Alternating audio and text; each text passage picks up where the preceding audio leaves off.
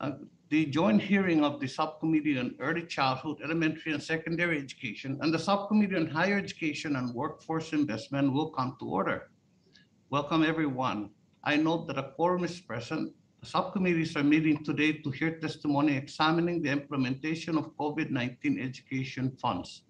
This is an entirely remote hearing. All microphones will be kept muted as a general rule to avoid unnecessary background noise.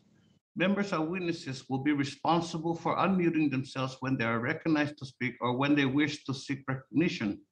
I also ask that members please identify themselves before they speak. Members should keep their cameras on while in the proceeding. Members shall be considered present in the proceeding when they are visible on camera, and they shall be considered not present when they are not visible on camera. The only exception to this if they are experiencing technical difficulty and inform the committee staff of such difficulty. If any member experiences technical difficulty during the hearing, you should stay connected on the platform. Make sure you are muted and use your phone to immediately call the committee's IT director, whose number was provided in advance. Should the chair experience technical difficulty or need to step away to vote in a markup in another committee, Mrs. Wilson, as chair of the Higher Education and Workforce Investment Subcommittee, or another majority member is hereby authorized to assume the gavel in the chair's absence. This is an entirely remote hearing, and as such, the committee's hearing room is officially closed. Members who choose to sit with their individual devices in the hearing room must wear headphones to avoid feedback, echoes, and distortion resulting from more than one person on the software platform sitting in the same room. Members are also expected to adhere to social distancing and safe care guidelines, including the use of masks, hand sanitizer, and wiping down their areas both before and after their presence in the hearing room. In order to ensure that the committee's 5-minute rules are adhered to, staff will be keeping track of the time using the committee's field timer.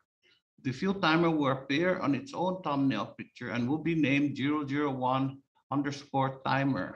There will be no 1-minute remaining warning. The field timer will show a blinking light when time is up. Members and witnesses are asked to wrap up promptly when their time has expired. Pursuant to Committee Rule 8C, opening statements are limited to the subcommittee chairs and the ranking members. This allows us to hear from our witnesses sooner and provide all members with adequate time to ask questions. I recognize myself now for the purpose of making an opening statement. Today, we're meeting to take stock of our nation's K-12 schools and institutions of higher learning and higher education are using the Education Stabilization Fund, including in the American Rescue Plan, to weather the pandemic and keep students learning. We're joined today by Undersecretary Kowal and Deputy Secretary Martin. We look forward to their testimony regarding the Department of Education's plan to ensure states, school districts, and institutions of higher education are using the Education Stabilization Fund as Congress intended. Mr. Kowal and Ms. Martin, thank you very much for joining us. As we all know, the COVID-19 pandemic has had a severe impact on students of all ages. In response, Congress has provided an historic level of funding to help states and school districts reopen schools safely and get students back into the classroom. The American Rescue Plan funding was the single largest investment in K-12 schooling that the federal government has ever made. But we also provided support for schools and school staff and students in the CARES Act, the Corona Response and Relief Supplemental Appropriations Act, totaling nearly $200 billion in total for K-12. This funding is a major reason why school districts around the country can reopen safely, stay open safely, and offer students additional resources to catch up where needed. The money is also helping with the mental and social stress that students and staff have suffered during the pandemic. A few examples. In Michigan, a school district used the Education Stabilization Funds to upgrade ventilation systems to improve air quality and reduce the spread of COVID. In Virginia, a school district used the money to hire more tutors to help close the students' achievement gap. In North Carolina, a school district was able to bring in more mental health counselors. In Utah, a school district is using this federal assistance to pay for after-school programs to make up for lost time in the classroom. And in my own district, the Northern Mariana Islands, the public school system is expanding career and technical learning through its career pathway programs so students in the Marianas are ready to enter the rebounding economy. I am sure that every member of our two subcommittees have their own examples of how emergency funding for schools that the Biden administration pushed for and Congress delivered is helping our constituents. However, because this has been such a large investment of federal resources, our two subcommittees' responsibility to keep watch over spending is even more pronounced than normal. While there have been reported instances where districts use education stabilization funds for projects outside of the intended scope, this district seems to be the exception, not the rule. Moreover, as we will hear from our witnesses, the Department of Education has a clear path of oversight on the Education Stabilization Fund. The COVID-19 pandemic revealed long-standing challenges in our education system. It should be the norm that schools have functioning ventilation systems, not something we only think of in a pandemic. It should be the norm that students have access to tutors and counselors to meet their needs. I would like to believe that these emergency investments we have made will demonstrate that this is the scale of support we should be always providing our schools and prove what I believe that by investing in education, we are strengthening America's economy and preparing young people for lifelong success. I look forward to working with my colleagues to continue investing in America's future by investing in our students' futures. I now turn to the ranking member, Mr. Owens, for the purpose of making an opening statement. Thank you, Mr. Chair. The Biden administration has been so wrapped up in trying to implement its radical agenda that the real problem facing K through 12 education is taking a back seat. If students were the left's true priority, the Biden administration will be offering solutions for the immense damage done by keeping kids out of the classroom for over a year instead of attempting to sic the DOJ on parents at school board meetings. But we're here to talk about oversight, and oversight of an extraordinary amount of money that's been thrown at schools. According to the Centers for Disease Control and Prevention, implementing the COVID-19 mitigation strategy would cost $25 billion at most. Yet, even after Republicans and Democrats in Congress allocated $70 billion in K through 12 relief funds, Democrats insisted on spending another $120 billion of taxpayer funds on schools under the American Rescue Plan. Now, let me repeat that. $25 billion suggested, $70 billion allocated by Bipartisan, and $120 billion finally spent by the assistance of Democrats. The Democrats' radical spending spree should not be seen as anything but a frenzied attempt to score political points with teachers' unions. Since spending the money, Democrats have shown little interest in how these funds are being used or if they're being accomplished or they accomplish any of the intended purposes. Spending 400% more to K through 12 schools than it normally received from the Department of Education in 1 year should warrant transparency and accountability at the very least. We have a duty as taxpayers to our taxpayers to ensure their money is being used as efficiently and effectively as possible. However, I'm concerned the Democrats created no pathway for us to keep track on how the money they have insisted on spending is being spent. This will make it very difficult for Congress to fulfill its duties. But more importantly, the department should refocus on students. We should not let their needs or voices be lost. Students should continue to be the priority and not the adults overseeing the labor unions. With that, I yield back. Thank you. I now would like to recognize Ms. Wilson of Florida, the chair of the Higher Education and Workforce Investment Subcommittee, for the purpose of making an open statement. Ms. Wilson, please.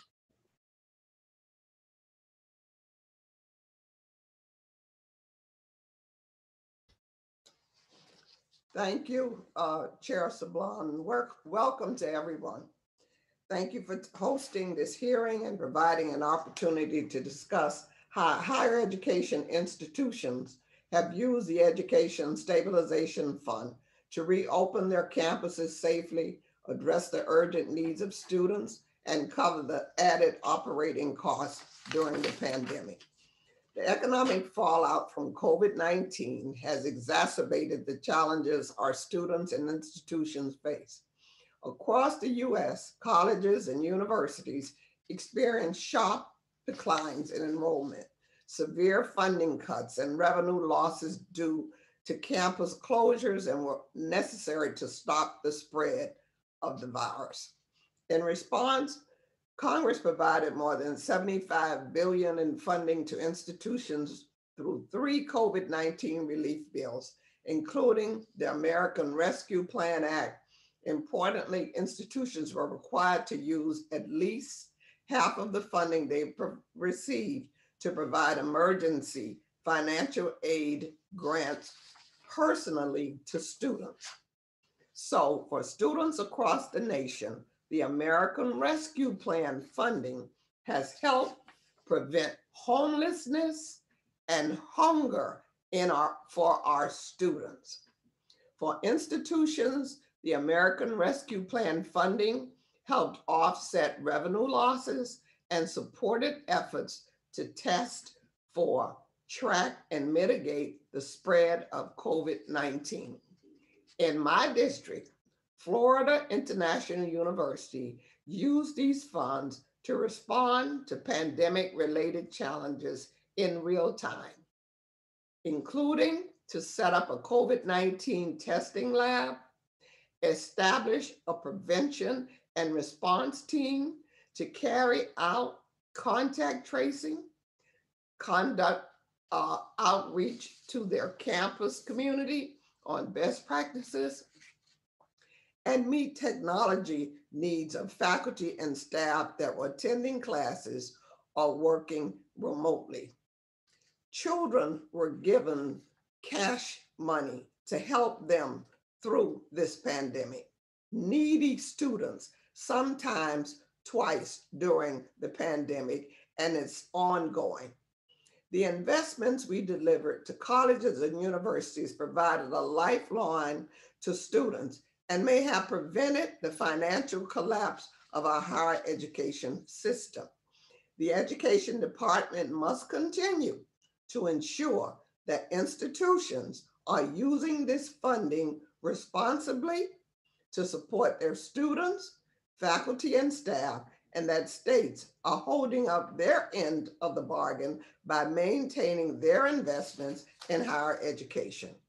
Quality higher education remains the surest pathway to the middle class for Americans across this nation.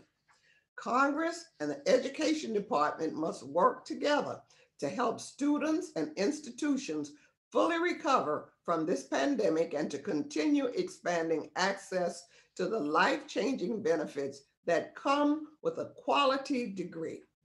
I look forward to hearing Mr. Caldwell and Ms. Martin's plans to continue strengthening oversight and ensuring that our investments provide students access to a safe, affordable, and quality education. I'm now pleased to yield to the distinguished ranking member of the Higher Education and Workforce Investments Subcommittee, Dr. Murphy, to make his opening statement. Dr. Murphy. Thank you, Madam Chairman, and thank everyone for coming today. Congressional oversight of the federal government is one of this committee's most important duties. This includes, among other things, ensuring that taxpayer dollars are used effectively and for their intended purposes. There is no such thing as government-funded programs. These are only taxpayer-funded programs. And those hardworking taxpayers deserve to know how their money is being spent. Like other industries, the pandemic caught higher education flat-footed. We did not understand this was coming, and there was not much of a response that we had before then. In response, Congress provided colleges and universities over $70 billion in relief funding on top of over the $100 billion in grants, loans, and other student aid appropriated by Congress each year. Well, this support was a lifeline to many institutions of higher education. Many schools were previously already struggling prior to this once in a generation, or hopefully more than that, pandemic. COVID-19 only accelerated the need for those institutions to rethink their business models if they're to survive in the future and shed further light on the issues that have plagued our higher education system. Regardless, despite what some think, as major recipients of taxpayer dollars, institutions of higher education are not exempt from congressional oversight and accountability. As it stands, 40% of all students now fail to graduate from a college or university within 6 years. Let me read that again. 40% of students fail to graduate from a college or university within 6 years. For those students who do complete their degree, they often find themselves ill prepared for the workforce and worse off financially than they would have been if they had not attended that college or university. Yet many of my colleagues suggest that the solution is to double down on the ill-conceived and misguided idea that more money always means better outcomes. When colleges spend exorbitant amounts of taxpayer dollars on administrative salaries and administrative bloat, instead of innovating funding ways to improve student outcomes, more money will result in much more of the same and poor student outcomes. It is Congress and this department's responsibility to ensure that colleges and universities spend taxpayer dollars in a way that helps students, not hire more administrators or grow more non-academic programs, which is why I'm happy that we are having this hearing today. Unfortunately, however, I share the concern of many of my colleagues that the department is too focused on implementing their progressive wish list and attacking colleges based upon their tax status to carry out their necessary oversight of the $280 billion in pandemic relief funds the department is responsible for. That said, I'm looking forward to hearing from Mr. Caval and Ms. Wharton, whom I hope will provide some clarity regarding the numerous tasks they are responsible for overseeing at the department. Lastly, I would just like to point out something and express a concern of mine regarding witness testimony. Our ability to provide sufficient oversight is hindered when witnesses don't have the courtesy to provide their testimony in a timely manner, as was happened here. My hope that this does not become a pattern and our witnesses today do a better job of respecting the very busy schedule of this committee in the future. Thank you, Madam Chairman. I will now yield back.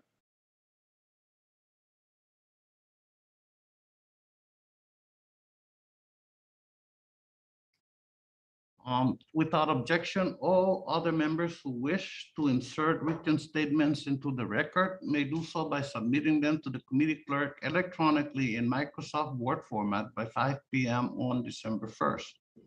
I will now introduce our witnesses. Ms. Cindy Martin is currently Deputy Secretary at the Department of Education. Before joining the department, Ms. Martin served as the Superintendent of the San Diego Unified School District. She has spent 32 years as an educator, holding various roles of increasing responsibility as a teacher, leadership specialist, vice principal, and principal. Mr. James Kowal is currently Undersecretary at the Department of Education. He most recently served as the president of the Institute for College Access and Success, a research and advocacy nonprofit dedicated to affordability and equity in higher education. Mr. Kowal also served in the Obama administration as the Deputy Domestic Policy Advisor at the White House and Deputy Undersecretary at the department. He also served as a staffer on the committee. We appreciate the witnesses for participating today and look forward to your testimony. Let me remind the witnesses that we have read your written statement and they will appear in full in the hearing record. Pursuant to Committee Rule 8D and committee practice, each of you is asked to limit your oral presentation to a 5-minute summary of your written statement. Before you begin your testimony, please remember to unmute your microphone. And during your testimony, staff will be keeping track of time and a light will blink when time is up. Please be sensitive to the time wrap up when your time is over and remute your microphone.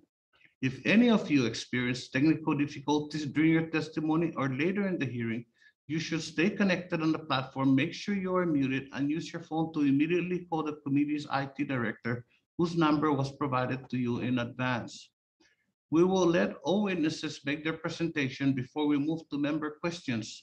When answering a question, please remember to unmute your microphone. The witnesses are aware of the responsibility to provide accurate information to the committee, and therefore we will proceed with their testimony. I will first recognize Ms. Martin. Ms. Martin, you have 5 minutes, please. Thank you very much. Good morning, Chair Sablon, Chair Wilson, Ranking Member Owen, Ranking Member Murphy, and Chair Scott, and Ranking Member Fox, and distinguished members of the subcommittees. I'm honored to be here alongside Undersecretary James Quall to speak about the important progress the department of Education is making in supporting our schools and students as they recover from the COVID-19 pandemic. I thank this body for the important investments you have made through the Education Stabilization Fund to get our children safely back in school and to address the impact of the pandemic on students' social, emotional, mental health, and academic needs. The pandemic has both shined a light on and exacerbated the existing challenges in our education system.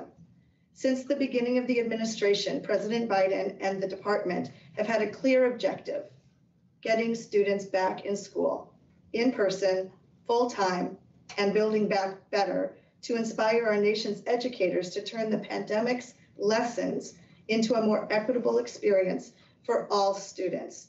We cannot go back to the status quo.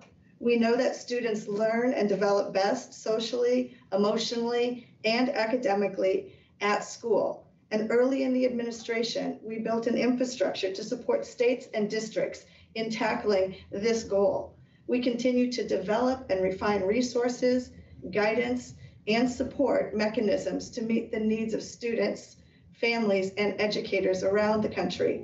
These support systems are working. In January, only 46% of schools around the country were open for fully in-person instruction. Today, that number is 99.2%, representing 99.6% of all students.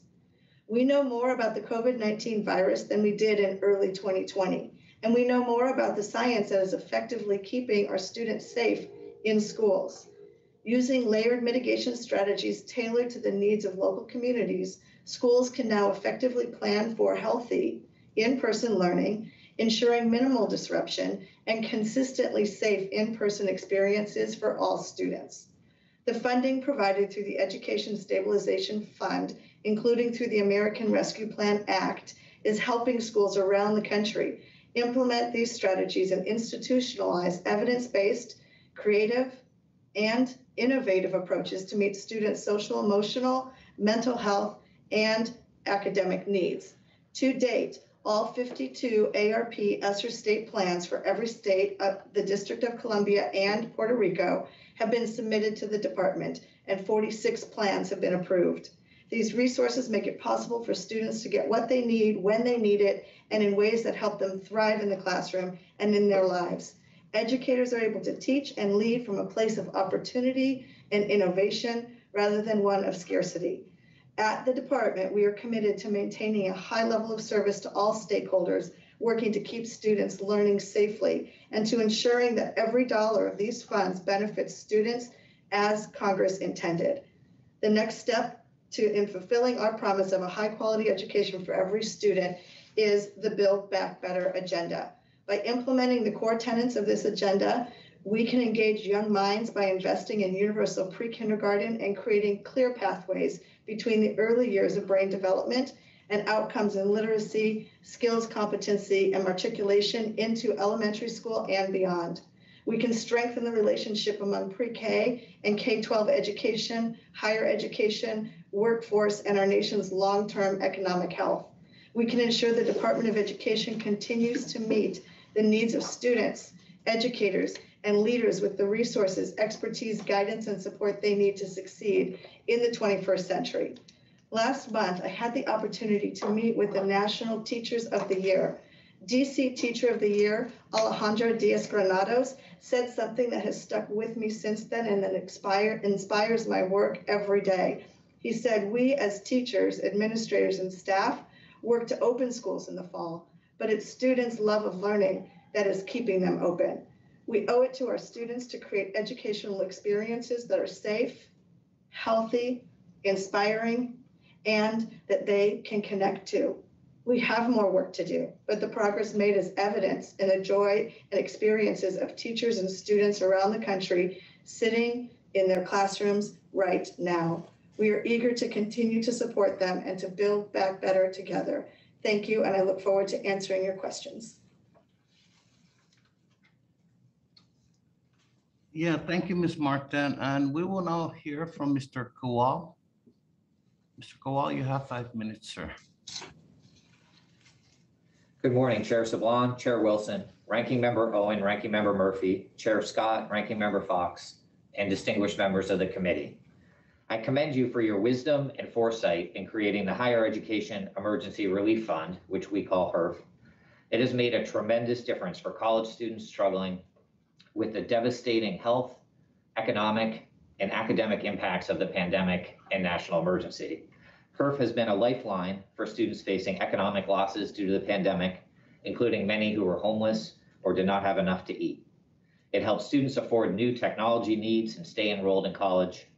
It helped colleges meet urgent public health needs and slow the spread of the pandemic and save the jobs of faculty and staff.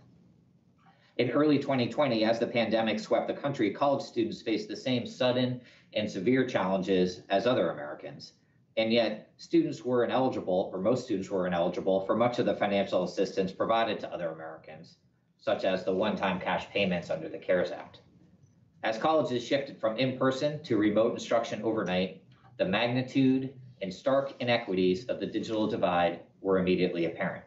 1 student in 5 reported technology barriers to online learning, and many faculty felt unprepared.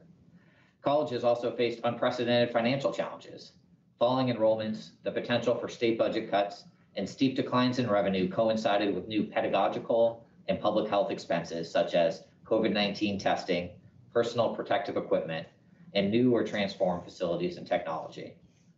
Past economic recessions had driven up tuition and student debt, doing lasting harm to students.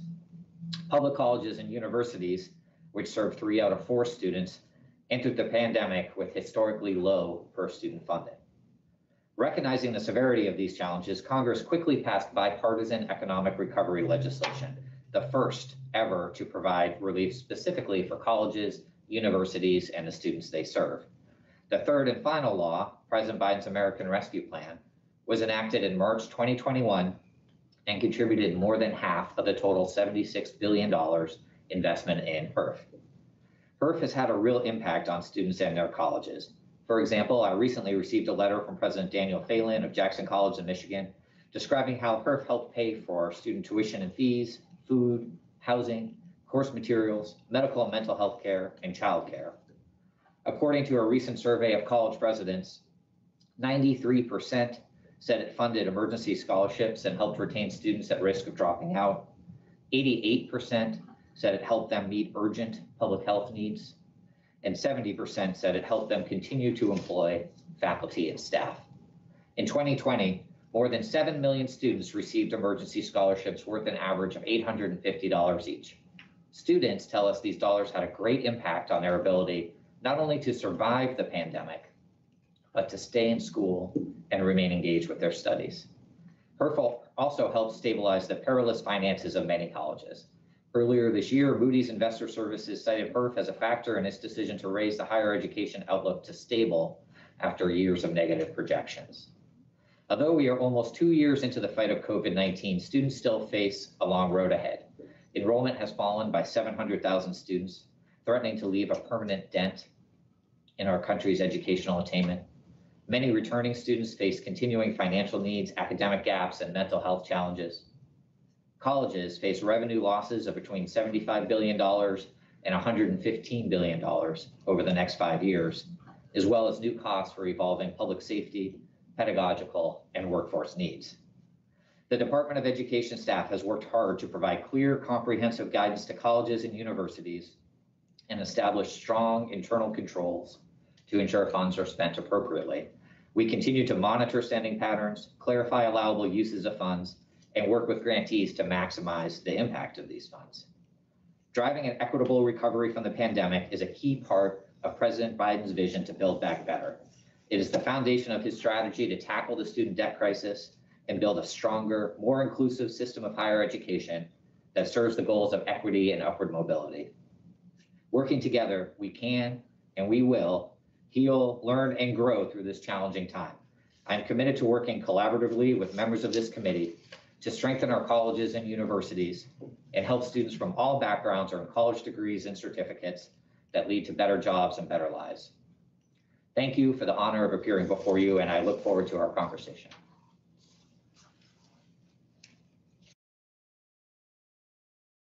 Thank you, Mr. Kowal. Under Committee Rule 9A, we will now question witnesses under the 5-minute rule. After the chairs and ranking members, I will recognize members of both subcommittees in the order of their seniority on the full committee. Again, to ensure that the members' 5-minute rule is adhered to, staff will be keeping track of time and blinking light will show when time has expired. Please be attentive to the time, wrap up when your time is over, and remute your microphones. As chairman, I now recognize myself for 5 minutes. And at this time, I seek unanimous consent to insert into the record a letter to the 2 subcommittees from Dr. Galvin De Leon Guerrero, President of the Northern Marianas College. Without objection, so ordered. Mr. Kowal, under the CARES Act, 50% of funds received by institutions from the primary allocation formula were required to be spent on emergency financial aid grants to students. The CARES Act also prohibited institutions from helping HERE funds on contracted recruitment services, endowments, and capital spending related to athletics, sectarian instruction, and religious worship. How is the department monitoring and overseeing institutions' compliance with these requirements? Well, thank you for the question, Chair Sablon. And we have worked very hard to make sure that all colleges are spending funds within the allowable uses outlined by Congress. Let me mention a couple of things. First, we published clear, comprehensive guidance through letters, webinars, and associations. We have created quarterly and annual reporting requirements. We have worked with OMB to designate these funds as high risk, which means their auditors will prioritize them in the annual audit. We've imposed additional oversight for colleges that are financially risky, the ones known as heightened cash monitoring 2. We've imposed additional audit requirements on some grantees that are not we're not otherwise required to conduct audits. And finally, we required for-profit colleges, presidents, and major owners to sign certification forms indicating that they're aware of all the requirements of these funds. Thank you for that. And let me go now to Ms. Martin. Ms. Martin, I'm encouraged by the department's administration of the American Rescue Plan. And to date, all 50 states, plus the Northern Mariana Islands, District of Columbia, and Puerto Rico have submitted ARP, ESSER state plans to the department in line with the agency's interim final requirements. Further, the department has approved 46 ARP, ESSER state plans and awarded approximately 91% of ARP, ESSER funds to state educational agencies. So my 2 questions is, how is the department ensuring that state plans are consistent with the law? And what is the department's plan for ongoing monitoring as states and districts implement their plans to ensure continued compliance with the law? Thank you so much for your question, Chair Sablon, and recognizing also that your area has had that investment and that plan has been approved for the 52 states plans being submitted, and that 46 have been approved. And it's so important that these funds are being used in the way intended, which is, first of all, the immediate needs, health and safety needs, social, emotional, mental health needs, and academic needs that include learning loss. And we know students need access to those kinds of programs. So the way we ensure that and through monitoring these state plans, first of all, as they come in, to ensure that the state plans include the efforts that were intended by the law that you all enacted. And so to make sure that as we look at the plans, we're looking at it through those lenses. And then through the monitoring, it's ongoing monitoring. We have both focused and targeted monitoring that's looking at specific when an area needs to be addressed. At certain states, we'll look at that. We also have comprehensive monitoring where we're looking at full programmatic areas, and then consolidated monitoring. This is super important to us that the updates are done in a way that we have a transparency portal, the Ed Stabilization Fund transparency portal that provides the clarity and transparency for everybody to be able to access that and make sure that the dollars are being used in the intended manner. Thank you. Thank you. Just as a courtesy, as the senior member from the outlying areas from the 5 insular jurisdictions, could you please provide under separate cover, provide the committee with the status of plans submitted by these outlying areas and also the status if the department has given its approval to those plans. Thank you. Yes, yes, sir. We'd be happy to provide that.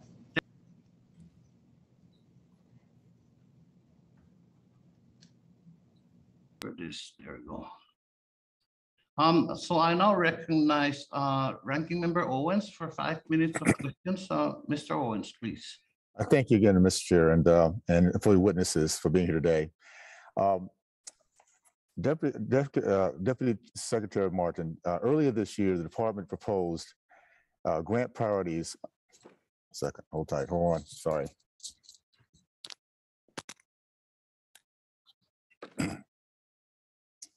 Earlier this year, the department proposed grant priorities under the American History and Civics Education Program that would have promoted a curriculum in line with critical race theory. The department partially backed off of the worst aspects of this proposal. Still, that move from your agency kicked off a firestorm of parents concerned about the racist indoctrination in America's public schools. Deputy Secretary Martin, let's agree that the actual academic theory called critical race theory is not likely being taught in any K through 12 schools. I do not dispute that. However, curriculum, the teaching strategies, and professional development inspired by the critical race theory worldview has, without question, invaded our nation's classrooms. What is our worldview? Thomas Chatterton Williams summarized the critical race theory view of the world in an essay a few years ago.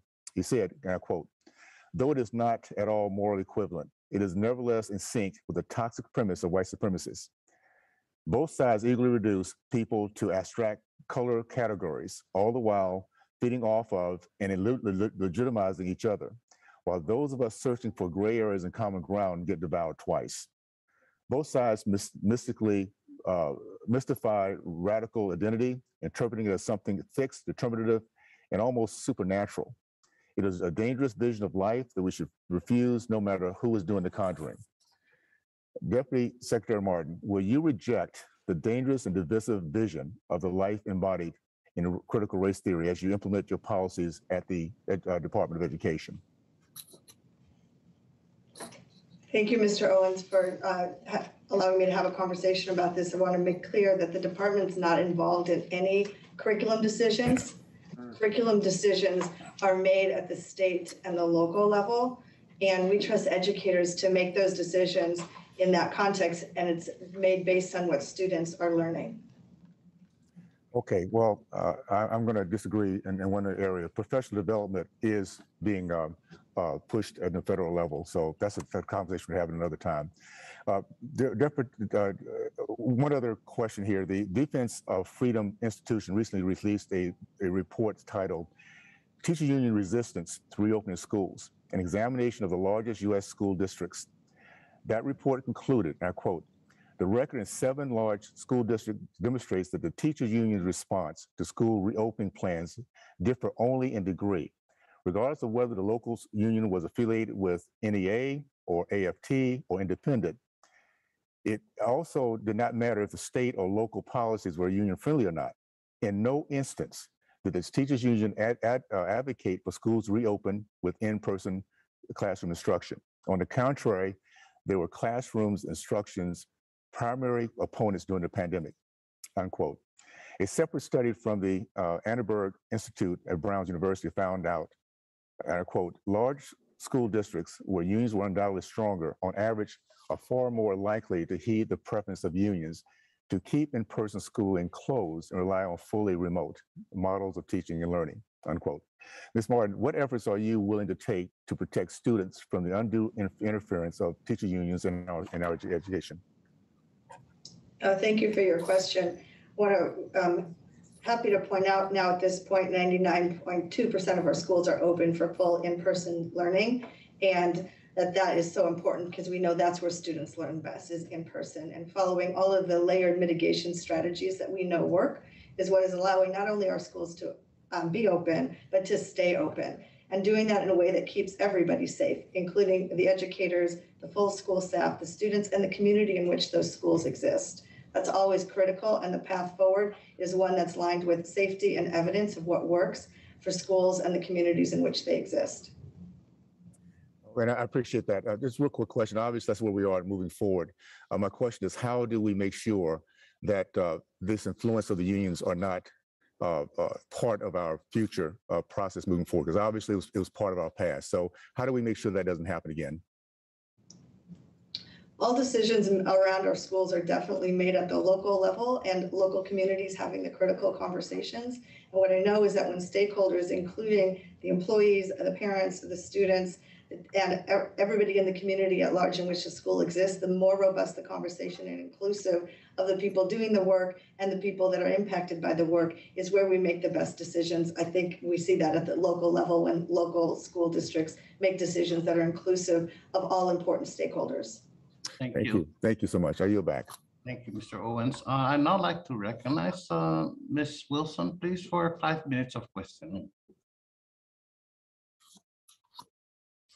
Thank you, Mr. Chair. Mr. Kowal, even before the pandemic, we knew that many students aspiring to attend institutions of higher education were having trouble meeting their basic needs, such as housing, food, and transportation. These challenges have grown substantially due to the pandemic. So we used taxpayer dollars to uplift tax-paying families who needed it. Have you heard from colleges and students about how the relief funding provided by Congress has helped them? What lessons have we learned from the pandemic about what students need to not only survive, but thrive in a college environment? And to what extent could institutions and students use additional funds to ensure that their basic needs are not an obstacle to completing their higher education? Chair Wilson, thanks so much for this important question. And it's absolutely the case that even before the pandemic, disturbingly large numbers of students were struggling with homelessness or with food insecurity. And in part, of course, the president is working toward doubling the Pell Grant. That's a really critical part of it. But colleges also need additional resources to meet the needs of students as they arise. The Pell Grant is based on your financial circumstances at the time you're applying for financial aid. It may not help you if you lose a job, your parent loses a job, or you face other emergency circumstances. Thank you very much. We also know, this is for Ms. Martin, under the American Rescue Plan, Congress required state educational agencies to reserve at least 5% of their total ARP ESSER allocation to address learning loss and the disproportionate impact of the pandemic on underserved student groups. Likewise, the law requires that districts reserve at least 20% of their ARP ESSER allocation for the same purpose. How is the department monitoring and overseeing this? Can you tell us more about how states and districts are using their ESSER funds, and let us know what we can do to make governors like Governor DeSantis release money that he's withholding critical ESSER funding for our state? Thank you, Chair Wilson, for the opportunity to talk about this. As you mentioned, the focus on learning loss was intended, and it's part of how we review and approve the state plans, looking for what you talked about, the 20% being dedicated to that. And just 13 days after the ARP was signed, we sent out $81 billion to states in that first release of funds, and now 95% of the $122 billion of those funds have been released. And as you mentioned, 25%, which is $3.5 billion, is directed towards learning loss. And we're monitoring that state by state and LEA by LEA, and we're seeing the ways that we're addressing learning loss. For example, almost 6,000 districts were using educational technology that was needed for some students to continue their learning. We saw almost 6,000 LEAs, or local districts, spending $377 million just on cleaning and supplies, which was important to get schools open. We know that 99% of the schools being open is critical. But then we got into the most important thing you're talking about, the learning loss, the summer programs. We're seeing summer learning programs, 851 LEAs with 51 million. All of this is available in our at the transparency portal that we're monitoring, specifically the learning loss, because health and safety, as that was important to get schools open. Now we need to begin to address their learning loss, and whether it's the mental health needs, examples as in New York, putting 500 social workers in place to make sure students' social emotional needs are met, because we know that that is helpful in addressing their learning needs, is making sure their social emotional mental health needs are addressed as well as their academic needs. So state-by-state plans are being monitored with the intent of understanding that these dollars are being applied in the way intended, especially around learning loss and that focus. Thank you so much. And I happen to be in a state with a governor that does not understand that and refuses to release the monies to our school districts. And I hope that the Department of Education will help us with that issue. And the Secretary of Education is in lockstep with him. So please help Florida with Governor DeSantis, who has withheld our ESSA funds. I'm gonna try to get this one in. We're gonna have an onslaught of kindergartners coming into our schools because of universal pre-K. Have schools been notified, or states getting, what are they doing to prepare for these kindergartners? Full day universal kindergarten, not half day. Ms. Martin, maybe you could provide Ms. Wilson that an answer to that question, please. We gotta move on. Thank you. Yes, sir. Thank you. Thank you, Ms. Wilson. Dr. Murphy, sir, you have 5 minutes for questioning, please. Thank you, Mr. Chairman, and I want to thank the witnesses for coming today. One of the things that has troubled me for many years since being on the college, our board of a college trustee at my alma mater, was the problem with free speech on campus. I've actually been told in this committee that the free speech issue is not a problem or a problem on college campuses. Yet we held a roundtable a couple of weeks ago with institutions like Princeton, Yale, William and Mary Davidson, and we had a plethora of students and other individuals that talked about episodes that occur on campuses daily: bullying, canceling, et cetera, that goes on regarding to the abuses and attacks that occur, that students are not able to have free speech. So, Mr. Cavall, I'd like to ask you, do you agree that public institutions of higher education should abide by the First Amendment? Yes, thank you, Dr. Murphy, for the question. My understanding is that is the law.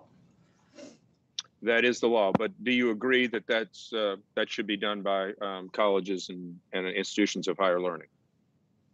I do. I think the free speech is an incredibly important concept for our society and our democracy. It's a foundational value. I think it is particularly important on college campuses, and we need to support free inquiry while also maintaining spaces that make everyone feel safe and welcome. It's always troubling to me to hear that there are, quote, free speech zones on campuses. I shake my head. Why isn't everywhere on campus a free speech zone? Do you agree that we should do anything possible to protect free speech, whether a student or a professor likes to hear what the person is saying or not? Well, again, I do think that maintaining free speech is really important on college campuses, and we need to do that within a safe and welcoming environment. The Department of Education does not set policy regulating speech on college campuses. If there were a case where a court were to determine that a college had violated the First Amendment, then we would certainly look at that. But that's what our role is in the area of free speech.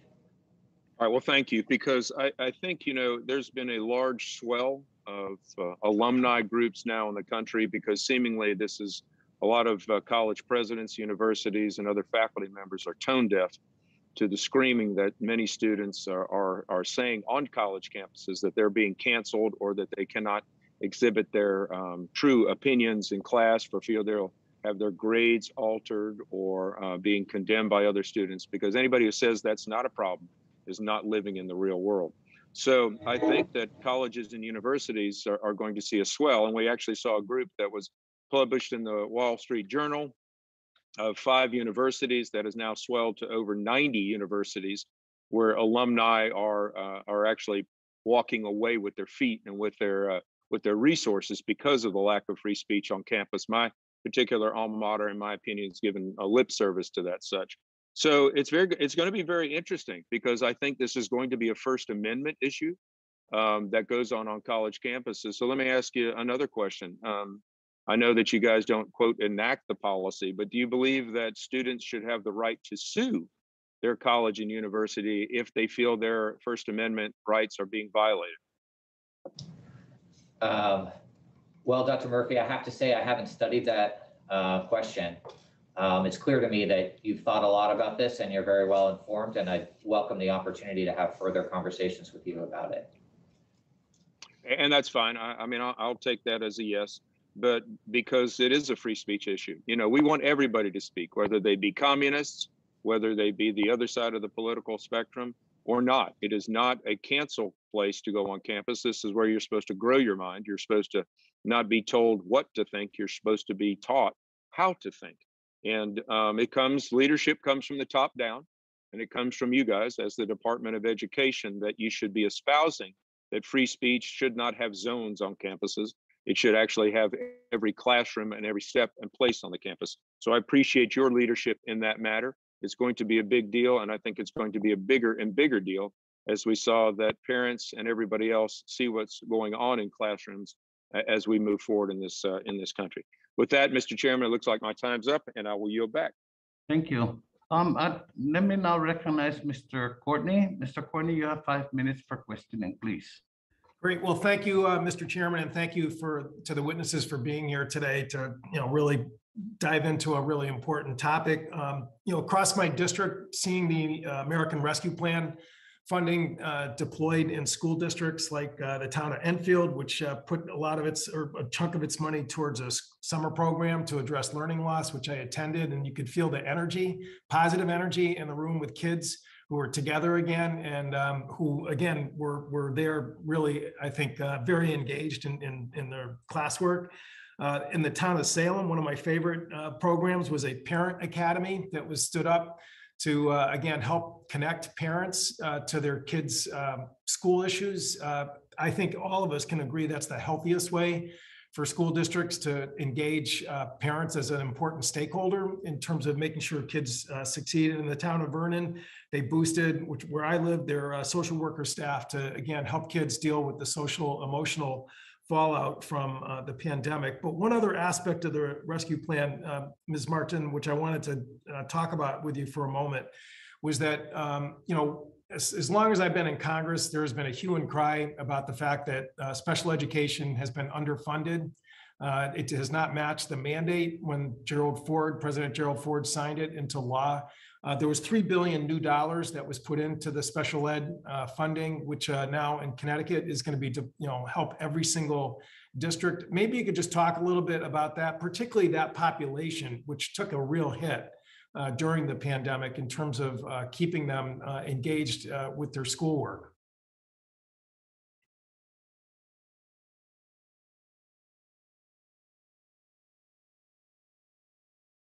Programs and the things that you highlighted, and specifically the $3 billion of the ARP funds that are identified for nearly 8 million students with disabilities. Part of what's baked into our approach and the funding streams here is to address those who are most disproportionately impacted by what they've been through. And so specifically, students with disabilities, we understand what they've experienced, and some of the state plans have to specifically address those needs. We focus on everything needs to be evidence-based. It has to address the social, emotional, and mental health needs of students, as well as if there's a disproportionate impact like we saw with students with disabilities. And so we're seeing state by state, the plans are intended to address those. I've seen, I can say from a personal level, I'm a sibling of a person with developmental disabilities. It's my older brother. And I understand as states develop with the specific intention, I think it was smart that we made sure that $3 billion were allocated, because there's 8 million students with disabilities that were disproportionately impacted. And so the kinds of things that they need are decided school by school, state by state, with the student in mind. And we say we need to know our students by name and by need and design what's going to best help them individually recover what's been missing for them. So I hope the department, because again, you described it, perfectly in terms of the value of that priority. It's just that, we can maybe get the, sort of a analysis of the impact, because again, this has been just a persistent nagging issue about the fact that for school districts who, again, don't dispute the need for helping kids with special learning plans, but again, it can get real expensive to make sure that we understand how this really worked in terms of Washington, really living up to the mandate that was created. And again, I know in the fiscal year 22 budget that the president sent over, there was an increase in special ed, which again has been basically flatlined for decades. So anyway, kudos to the department for working on that. Mr. Kowal, it's great to see you again. Congratulations on being back in the saddle. As we look at the rescue plan money and the other higher ed funding, which again, some of it went directly to students, has there been any sort of data in terms of what that's done in terms of student borrowing? Because clearly this was direct cash grant money that colleges were able to get out to kids. Whether or not that is going to show up in terms of any reduced borrowing for the last 18 months, 2 years, because again, as we talk about the Pell Grant initiative and Build Back Better, I mean, that's obviously part of the benefit, which is to reduce student loan borrowing. Mr. Courtney, thanks so much for the question. I know you're a longtime leader and have some real ambitious proposals in the area of student debt.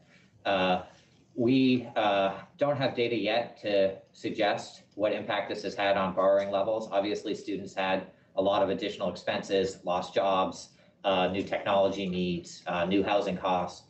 So we'll have to wait and see until the numbers come in, whether that was a net positive or negative on student debt.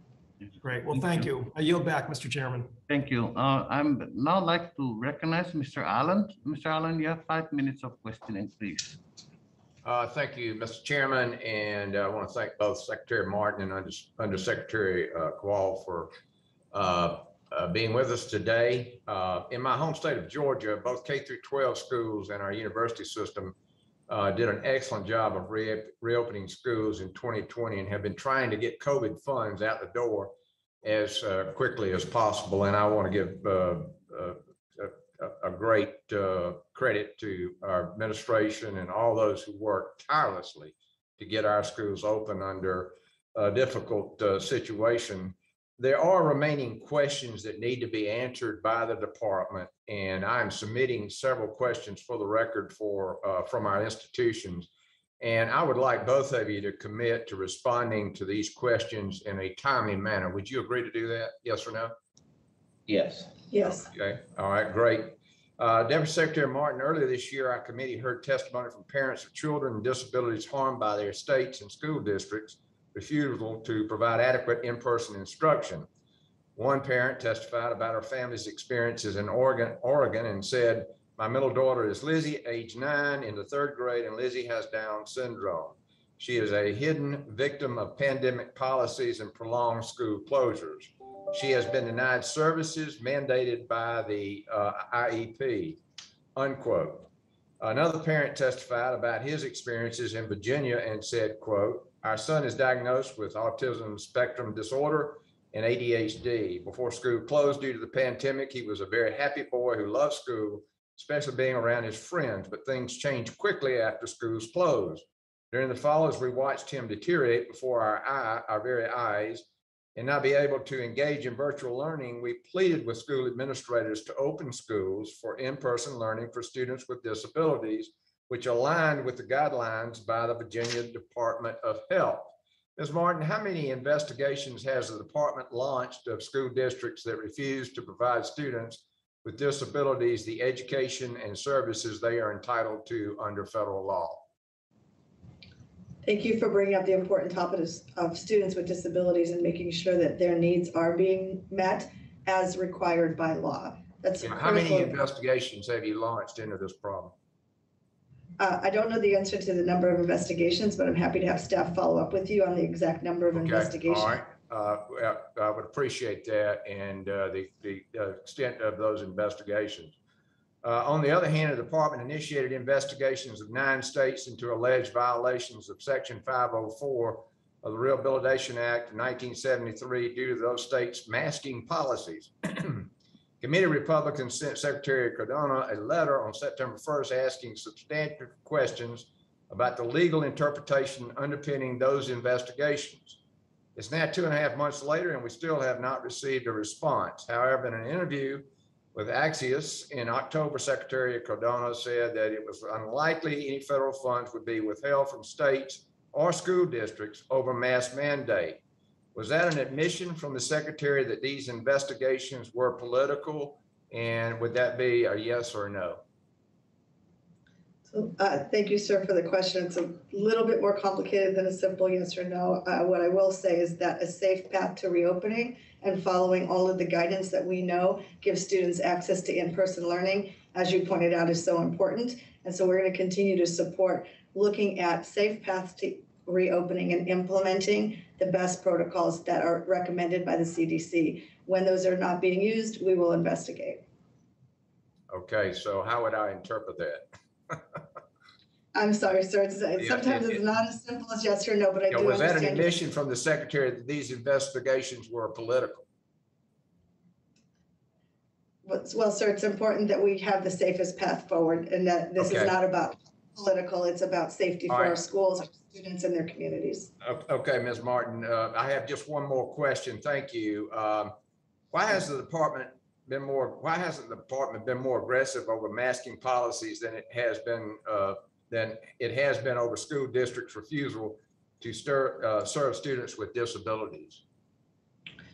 It's about a safe path for all students, and there's not a difference between students with disabilities or safety around masking or the mitigations. We're following the science and the recommendations that when mitigations are put in place, students have access to their learning, schools can open and stay open, and that's what we want for all children in our country. Yeah, but we've seen the results of this issue with students with disabilities. But anyway, I'm out of time. Thank you so much, and I'll yield back, Mr. Chairman. Yeah, thank you, Mr. I now recognize Ms. Bonamici for 5 minutes of questioning, please. Thank you so much to the chairs and ranking members, and thank you to our witnesses from the Department of Education.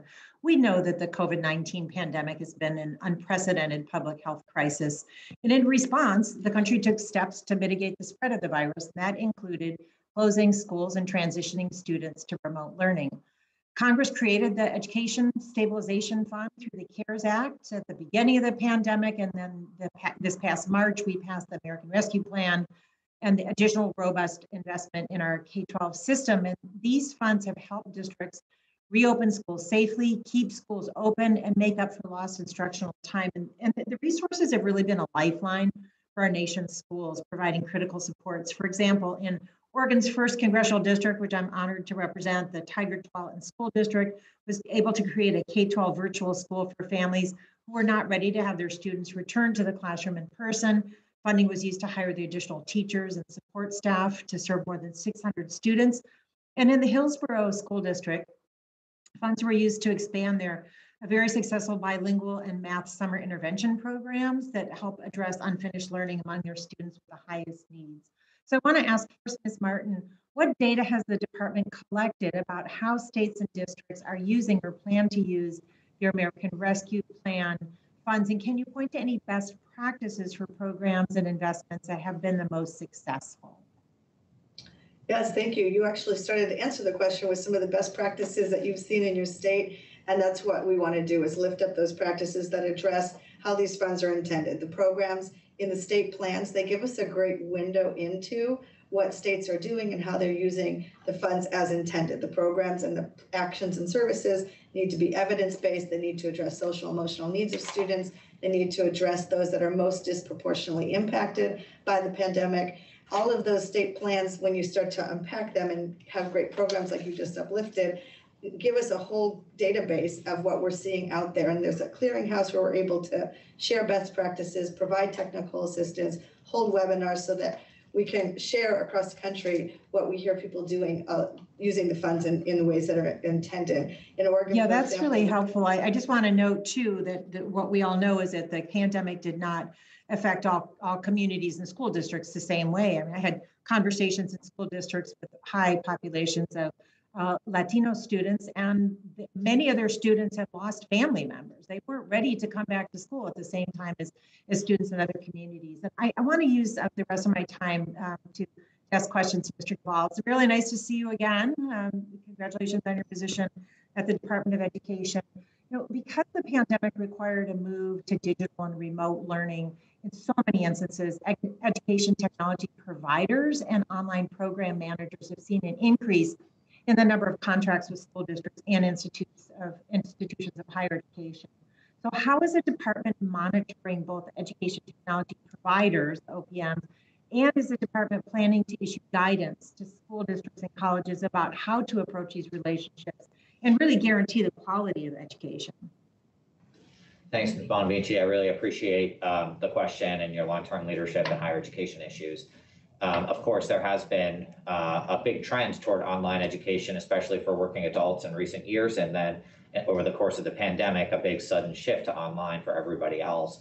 In my conversations with college presidents, it doesn't sound like they're planning to go back to traditional classroom, at least to the full extent that it was before, but they're exploring hybrid and other options.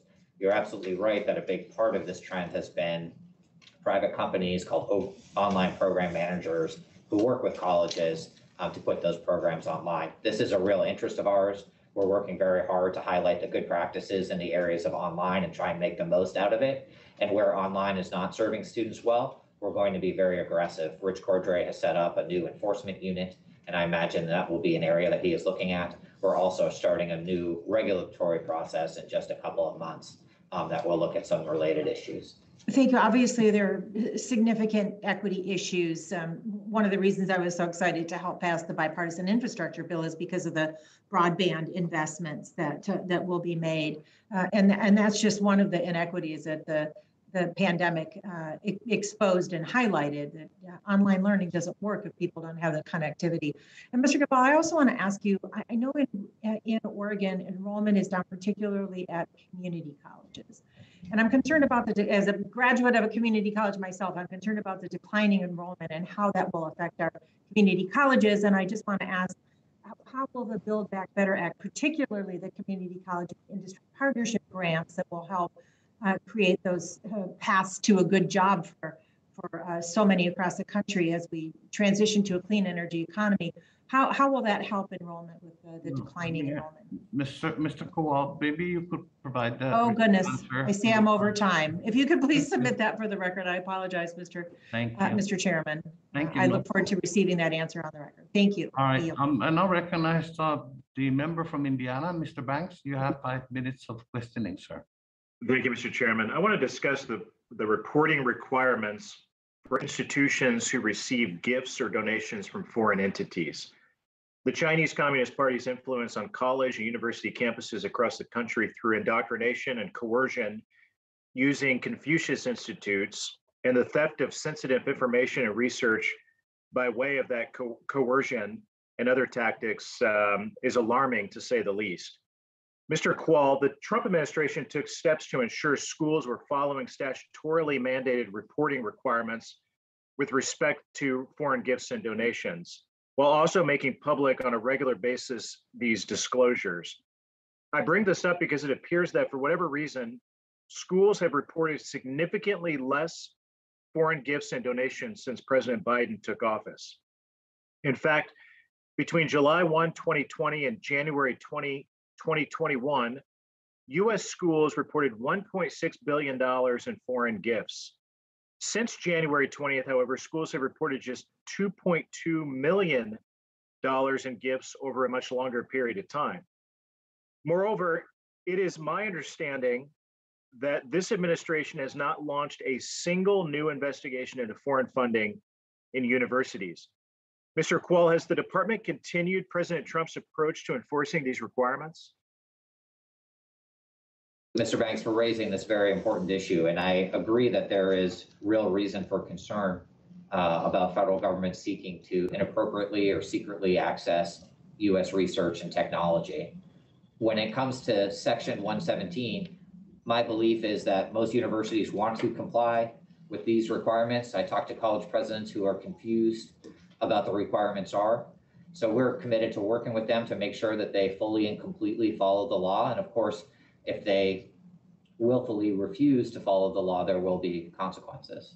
What do you make of that discrepancy? It's significant, right? $1.6 billion in foreign gifts reported between July 1, 2020 and January 20, 2021. But since you've been in your role, only $2.2 million has been reported. I mean, what do we make of that discrepancy? Well, I hadn't heard those numbers before. Assuming those numbers are accurate, I agree with you. Those raise some questions, and I'd be delighted to look into them and get back to you on them. Has the department launched any new investigations into schools' compliance with Section 117 since Biden has taken office?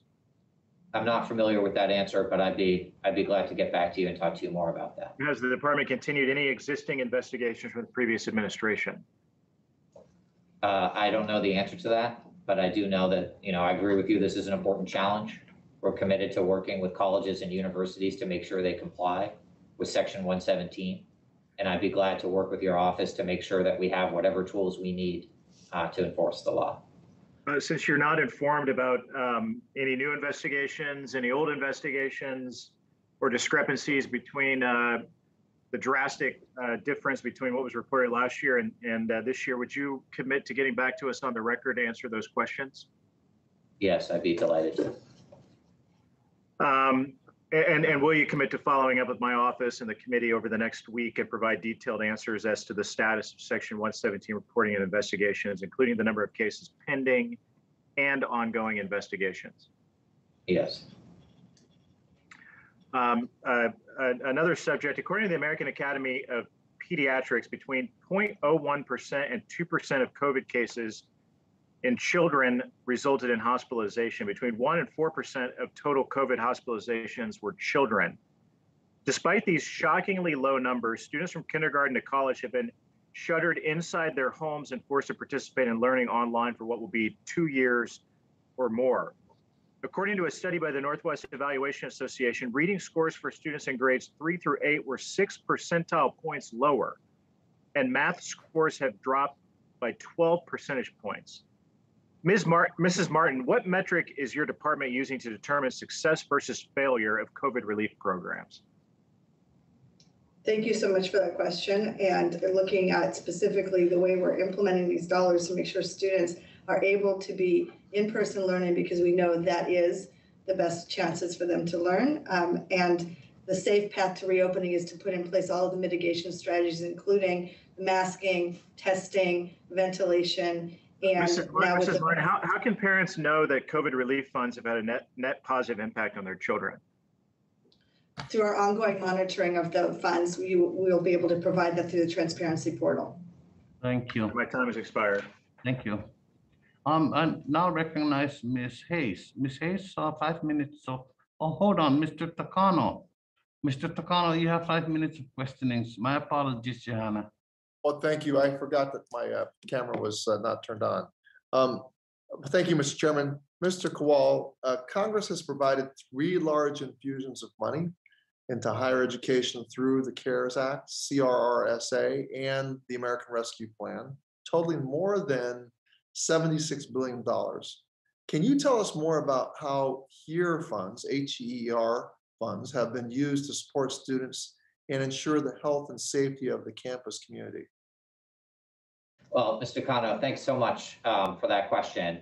And, we've seen HEER funds make a tremendous difference for students in the area of emergency scholarships and technology needs that help them survive the pandemic and stay enrolled. We've seen them help colleges keep staff and faculty employed during difficult challenges. And we see colleges using the funds to institute public health measures that slow the spread of the pandemic, both on campus and in their communities.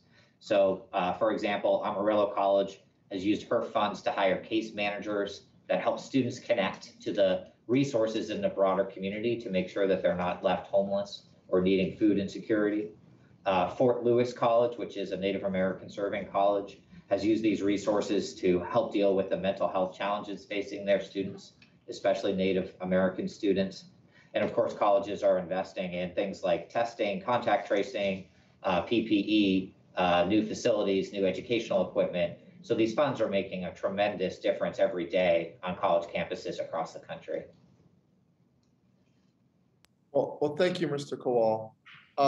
Ms. Martin, Title I of the Elementary and Secondary Act of 1965, or ESEA, requires that only students with the most significant cognitive disabilities may take an alternative assessment, and provides that no more than 1% of all students in the grades assessed can be assessed using an alternative assessment. This requirement was first in effect for the 2017-2018 school year. And at that time, most states were exceeding this percentage. The department recently created guidance regarding alternative assessments that indicates that given the disruption caused by COVID-19, states following procedures outlined in a letter can expect to receive a waiver of this requirement.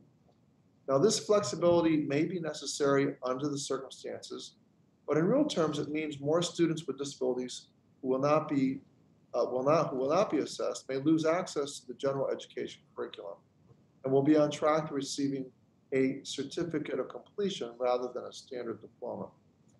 Given the need for flexibility this year, how do we ensure that students with disabilities receive the appropriate services and supports they need to make academic progress in the general curriculum and graduate with a standard diploma?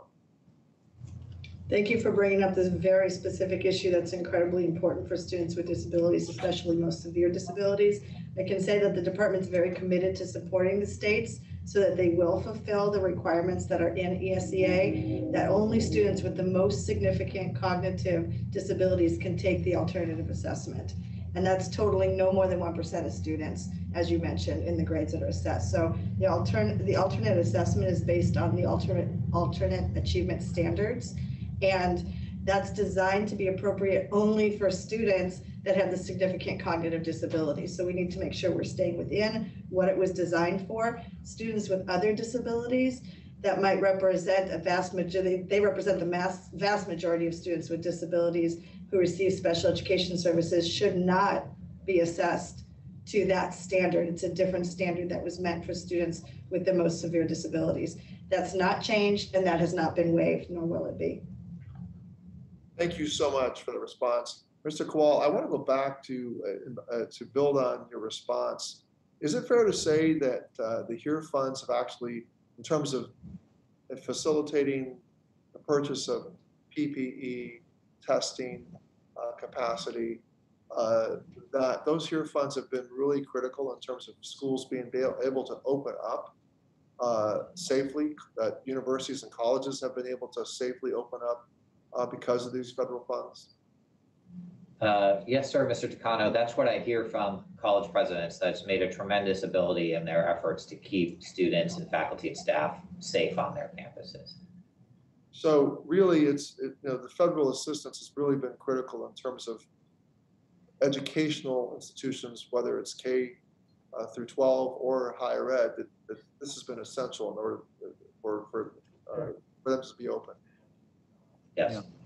All right. Well, thank you, Mr. Chairman. I yield back. All right, thank you. I'd now like to recognize the ranking member of the full committee, Ms. Fox, for 5 minutes of questioning. Ms. Fox? Yes, sir. Thank All you, right, Mr. thank you. Chairman. Thank I you. appreciate it. Mr. Kowal, my staff received an email last night from the department that seems to indicate that the department is finally willing to release the unredacted copy of the student loan value report with us. Can you confirm we'll receive a copy of FSA's report as well as other accompanying reports and relevant documents within the next month? Yes. It is a shame you stonewalled this committee, but more importantly, taxpayers for over 6 months. So with your 11th hour response, I'd like to discuss your role as it relates to congressional oversight more broadly. Mr. Kowal, at your confirmation hearing before the Senate Help Committee on April 12, 2021, Ranking Member Burr asked if you would commit to providing Senator Burr and his staff with, quote, the information that he or the minority members of the committee request from you or the Department of Education in the requested time frame, end quote, to which you responded, I do. Committee has sent several letters to the department that pertain to issues under your portfolio, including several with Senator Burr.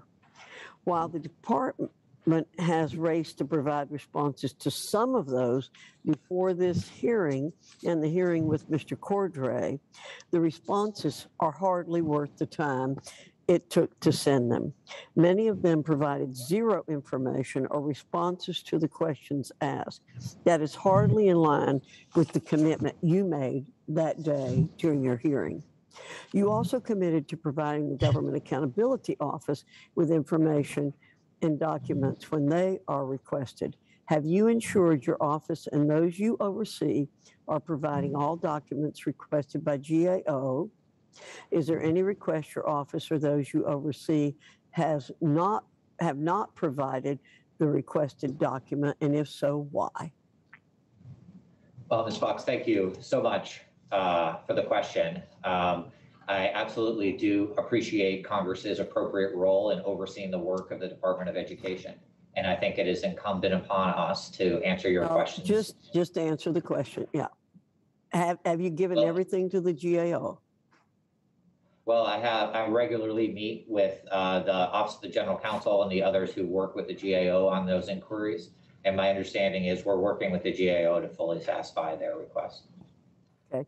Well, we agree on the critical aspect of making this republic work because of oversight that Congress has. So will you commit to us today to ensure timely, responsive replies to our request from this point forward?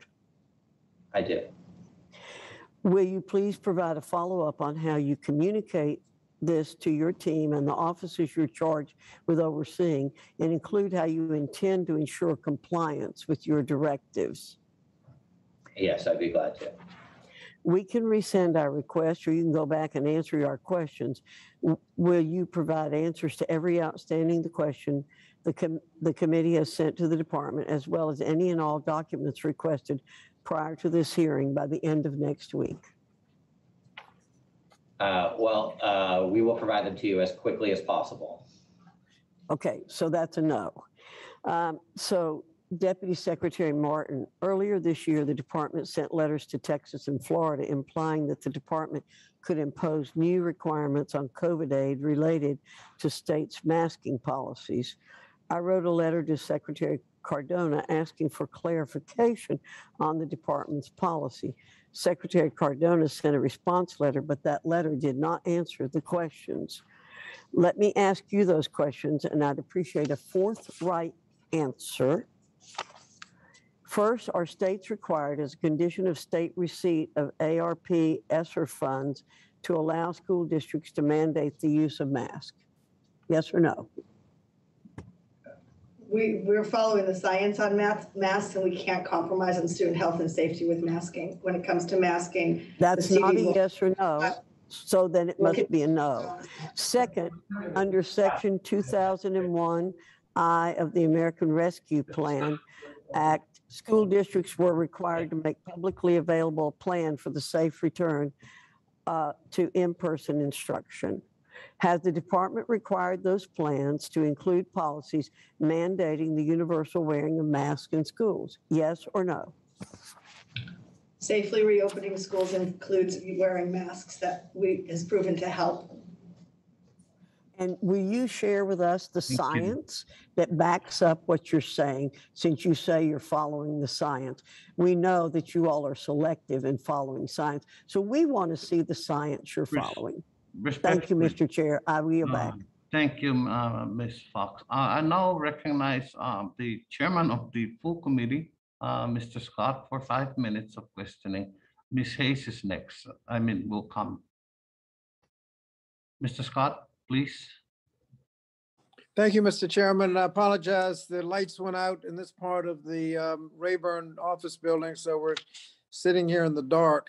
And I think as I was getting back on my phone rather than the computer, that Mrs. Martin was explaining the total costs and why it was so expensive to open schools safely, keep them open safely, and make up for learning loss. And I would ask her if those costs, Ms. Martin, included the cost of ventilation. Yes, sir. Thank you. I'm sorry that you're in the dark right now, but we'll try to answer the questions for you. Yes, absolutely. Safely reopening schools is the path forward. And initially, schools being able to spend dollars for the physical safety of the schools, whether that was protective equipment or ventilation or filtration systems, the dollars were absolutely intended for what local needs would be for the physical structures to safely reopen. And absolutely, we saw including ventilation. And did that include mental health and healthcare? Yes, the second aspect that's critically important, and it's hard to put them in order, but the safety, physical safety of the schools and the implementing all the mitigation efforts was number one. And second, right in line with it was the social, emotional, and mental health needs of our students, and all of the state plans that have been submitted must show how they were going to be implementing and addressing students' social, emotional, mental health needs. And I think I'll tell you what the third one is, but you're probably about to ask it. Well, go ahead. Another very important aspect. Exactly, yes, sir. The very important, third important aspect of the way these funds need to be directed and the way the state plans need to indicate is evidence-based ways that we are addressing learning loss and giving students opportunities, whether that's through summer programs or extensive tutoring programs, where we're seeing some districts have changed class sizes to give smaller student-teacher ratios.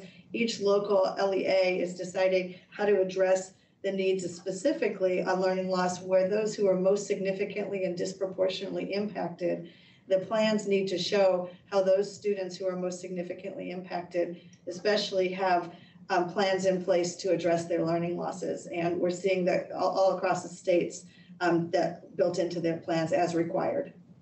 Thank you. The American Rescue Plan had a provision that required maintenance of equity. Can you tell me what that is and why it's important?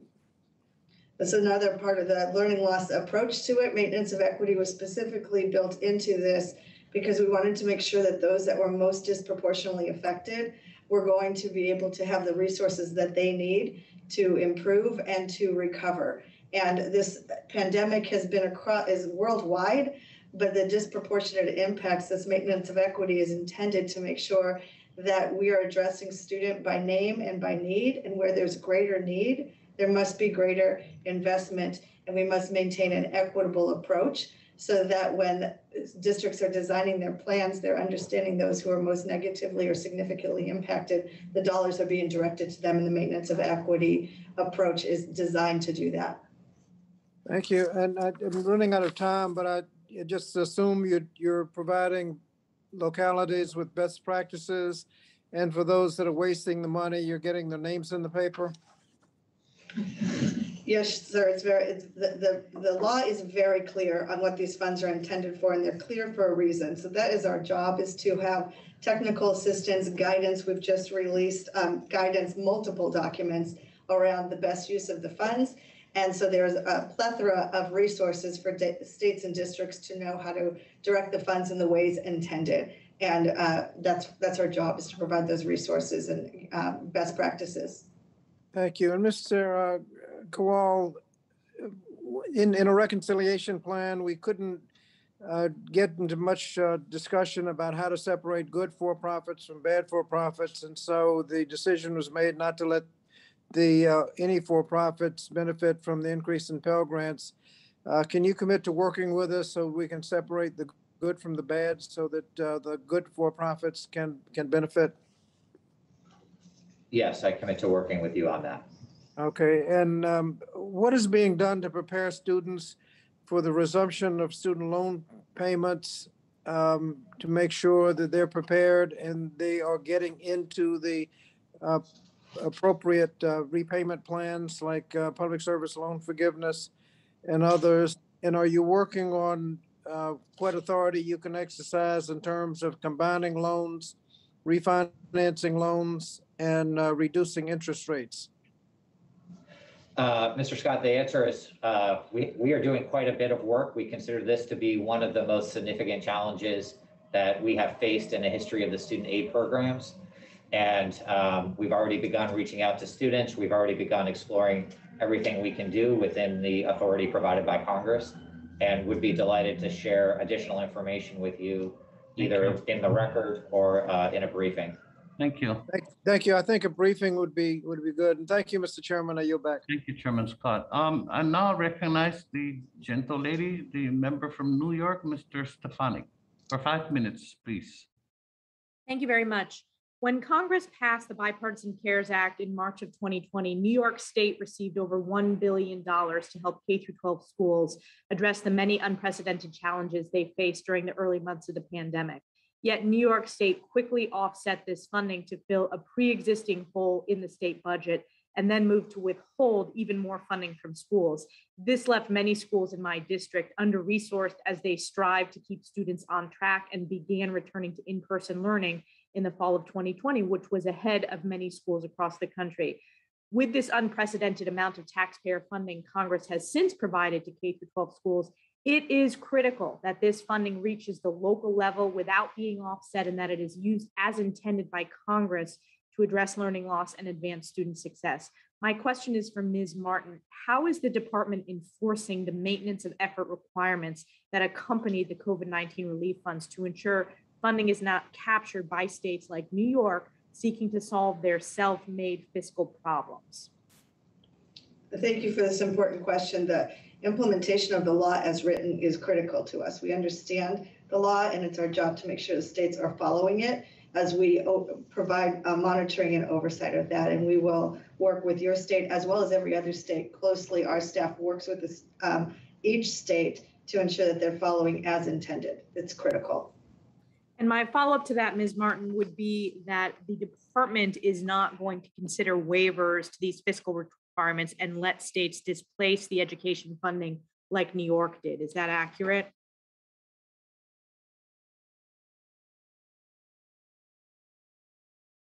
Did you hear that question? Hello?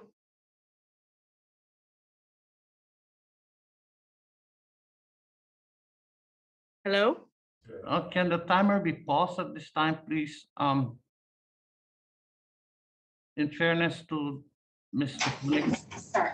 The screen froze for a moment, right as, can you hear us? Yes, Yeah. I can hear you. Can you hear me? You froze for a moment. I apologize. You were right in the middle of a really important question, but I can hear you now and you can finish the question. Great. My question was, the department does not intend to issue waivers to states like New York that are displacing this education funding. Is that accurate? To my knowledge, that is accurate. Okay. And then my second question is Section 1116 of ESSA, as updated by this committee in 2015 with the bipartisan passage, requires schools and districts that accept the over $16 billion in annual federal assistance through the Title I program to have a parental engagement policy. Specifically, schools must hold an annual meeting with parents to explain their rights to be involved, provide parents with a description and explanation of the curriculum being taught, and provide parents opportunities for regular meetings to participate in decisions relating to the education of our children. Ms. Martin, how is the department ensuring schools and districts are upholding these obligations under Section 1116 to involve parents in educational decision-making? Thank you for the important question about parents being involved in decision-making. And part of all of the state plans that have been submitted specifically for the ARP funds required that there was engagement with parents and other stakeholders. And that's baked into when we review the plans. If that's missing, we have to be in dialogue with the states to ensure that they've followed that expectation. As one example, we absolutely believe that parents play a critical role, and these are baked into what you've just shared for a reason. And it's our job to make sure it's being followed. And if it comes to the department's attention that the school does not have a parental engagement policy, what are the steps the department takes?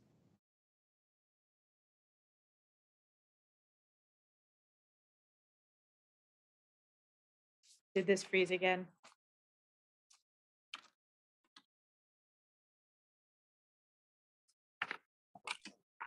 Mr. Kowal, Ms. Martin, do you?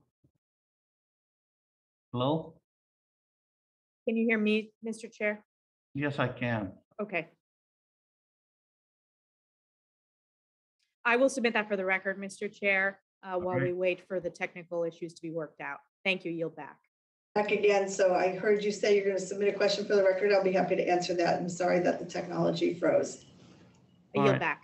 Thank you. Thank you. Thank you very much. I'd like to now recognize, well, I think Mrs. Hayes was very patient. Let me see, Mrs. Hayes. All right, so now I recognize Miss Teresa, Miss Ledger Fernandez, who knows timing very well. Now for 5 minutes, please. Thank you so very much, Chair, and it's wonderful to see you here in DC. Can't wait to see you on the floor. And thank you so much, Deputy Secretary Martin and Undersecretary Kowal, for joining us today in your important work to bring the much needed aid to our American students. You know, this pandemic laid bare pre-existing inequities in every aspect of our society, but perhaps most notably in our schools and in the schools we have in New Mexico, which includes so many Title I schools. You know, students who were already struggling because of lack of access to technology or broadband were shut out, right? They didn't have access to remote learning. They received lesson plans from a bus. Jemez Valley Public Schools, as an example, 25% of our students, especially in Jemez and Zio Pueblos, did not have access to the internet. My state of New Mexico has struggled to administer education equitably in the past. Native American, Latino, and students with disabilities actually sued and won a lawsuit to say that the state was not providing an adequate education. That's the Yasi Martinez lawsuit. There was reference to it earlier in the testimony.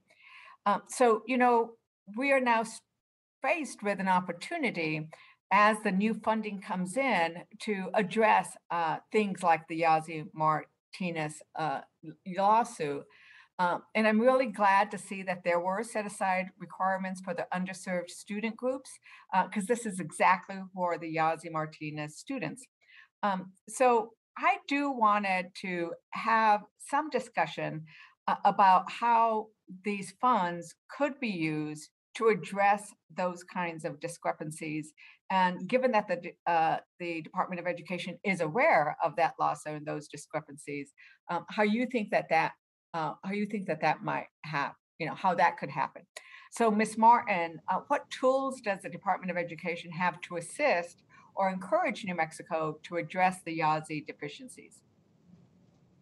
Thank you for highlighting some of the really significant disparities that were, like you said, laid bare during this pandemic, that we were all in the same storm, but not all in the same boat.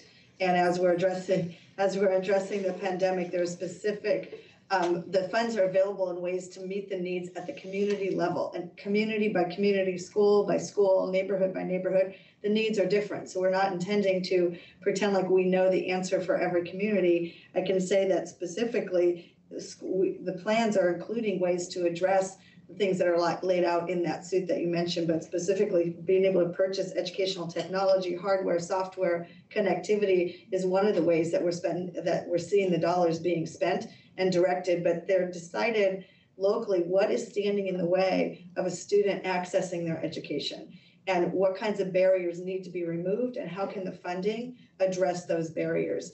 And we're providing the technical assistance, the guidance, and nationwide webinars where people can tune in with each other and help each other with some of the smart and innovative, wise actions they're taking to use the funds to address the disparities that frankly were there before the pandemic, but definitely the funds are intended to interrupt and change.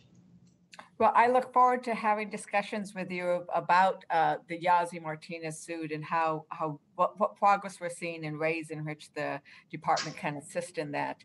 I'm also, you know, concerned about the learning loss. So all of our students who were already behind is simply increased. We also have 1,000 teacher shortfall, right? And we know that we need to have our students catch up. We know we need to put those additional resources there. But I mean, the truth is teachers are already overworked and underpaid. So are there ways in which you see across the country that we can address learning loss in ways that don't add unmanageable work and unmanageable burdens on our teachers? Like, you know, when we met with Teachers of the Year and other amazing teachers from New Mexico in my office, they pointed out that they'd love to see, you know, tutoring, interventionists, where we're bringing in additional resources rather than asking the stressed and dedicated teachers to do even more, right? Than that to go beyond, and they've already gone beyond during this pandemic. So what are your thoughts, and what are some of the examples you've seen across the country? You just listed some of the examples of tutoring programs. It's a whole community approach, and we're seeing best practices of communities coming together to address the overarching needs that our students have. And it's not just the classroom teacher that will address the learning loss needs. It's a whole school, whole community, whole neighborhood approach, and the funds we're seeing being used in that way. Thank you. Thank you. My time has expired. I yield back. All right, thank you. I now recognize Ms. Miller-Mix for 5 minutes of questioning, please. Thank you, Chair Sablon. I thank our witnesses for their testimony and the comments of the other members. As a physician and a former director of the Iowa Department of Public Health, certainly we want to keep kids safe in school, children safe in school, teachers, and all those who work within the school system. But we also know the tremendously detrimental effects of how we've responded to the pandemic in closing schools. We know that there has been a loss of learning, and that's especially affected our minority and low-income populations. It's affected rural areas where there may not have been access to broadband in order to do virtual learning. But we also know that it's had a very deleterious effect to the mental health of children. And this also includes the masking.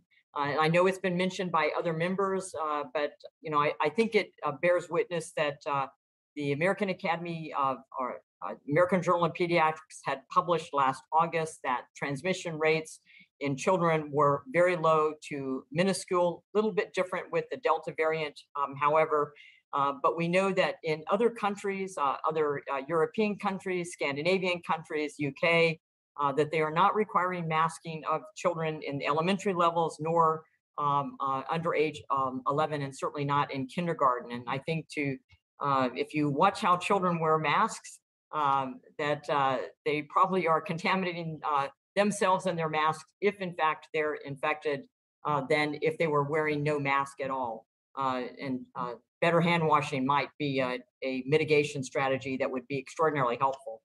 Having said that, however, one of the things that I found as Director of Public Health is when we talk about evidence-based programs, and Undersecretary Martin, you had mentioned several critical evidence-based investments and programs in your written testimony. And I'm just going to list several of them. One is the Connecticut Learner Engagement and Attendance Program, LEAP. And you talked about the initiative, and that LEAP will support enrollment and work with families to transition back to school. You also mentioned New Mexico's Public Education Department. You also mentioned Detroit Parent-Teacher Home Project, and that teachers have conducted 5,567 such visits. I have the same issue with this that I had when I was director of the Department of Public Health and as a physician. An evidence-based program isn't evidence-based because there is one study or one article that mentions that it's something that may be helpful. What is lacking are outcomes. So making visits or having people have access or having a program available doesn't have any outcome results for us, whether that's an improvement in mental health, whether that's a decrease in visits to a mental health provider, whether that's a decrease in disruptive behavior within the classroom. So in any of the programs that you listed in your written testimony, do we have any outcome data for any of those? And are you requiring outcome data? And if so, what is the outcome data? Thank you. Thank you for lifting up some of the programs that are being implemented. And as the funds are going out as quickly as possible so that we can get to the recoveries that are intended by these dollars, the outcomes are coming in as the work is being implemented, and understanding the specifics around the programs people are using. Some of them are programs that have been used at a smaller scale. So teacher visits, for example, I forgot what state, but the one that you just mentioned is something that we do have evidence. I can give you some examples of evidence of that, but wasn't done at scale. Now that we have investment to do some of the best practices or promising practices that may have been done at a smaller scale before there was this large investment, now we're able to take these to scale and replicate them and collect evidence as we go about doing that. So would you be willing to share with this committee in a timely fashion, meaning, not late next year, but hopefully by the end of the year or by the end of January, what outcome measures you have for the programs that are listed in your document so that we know what outcomes are being anticipated, and then when you expect to have those outcome measurements available to you, so that as we look at funding, we can address whether or not we're funding programs that are successful and have true outcomes, or whether it's an outcome that is just a number of visits or a number of children reached. I think it's important to have those metrics so that we can make accurate appropriations of funds to programs that are successful, especially in our minority communities. I couldn't agree with you more. And yes, I do commit to following up with you and working with you on that. Outcomes matter as much as programs. How are they actually impacting the children that they're intended to serve is critical. Thank you so much. Thank you, Chair, and I yield back my time. All right, thank you very much. I now recognize Ms. Hayes. Ms. Hayes, you have 5 minutes, please. Thank you, Mr. Chair. Congress has made significant investments in K-12 schools through the CARES Act and the American Rescue Plan to help them address and recover from this pandemic. There was no question about the absolute need for these funds. Chronic disinvestment in education had already burdened our system before COVID-19, and then districts were forced to transition to virtual learning and take measures to ensure student and teacher safety and faculty safety. I also strongly agree with my colleagues that we must ensure that we remain good stewards of taxpayer dollars. As a member of Congress, we have a duty to make sure that funds we appropriate are used appropriately, and that we understand areas of improvement in future legislation. As a teacher, I was thrilled to see these significant investments in things that I had championed my entire career, things that I know educators and school districts need, things that I know had been chronically underfunded for years. So I have a particular interest in making sure that these funds are not misused, so that could then be used as an excuse against future investments. Again, before I start my questions, I just want to thank teachers everywhere who took on the Herculean task of ensuring that our students return to school safely and had a welcoming environment. So my question is for you, Ms. Martins. You talked a lot about the transparency portal.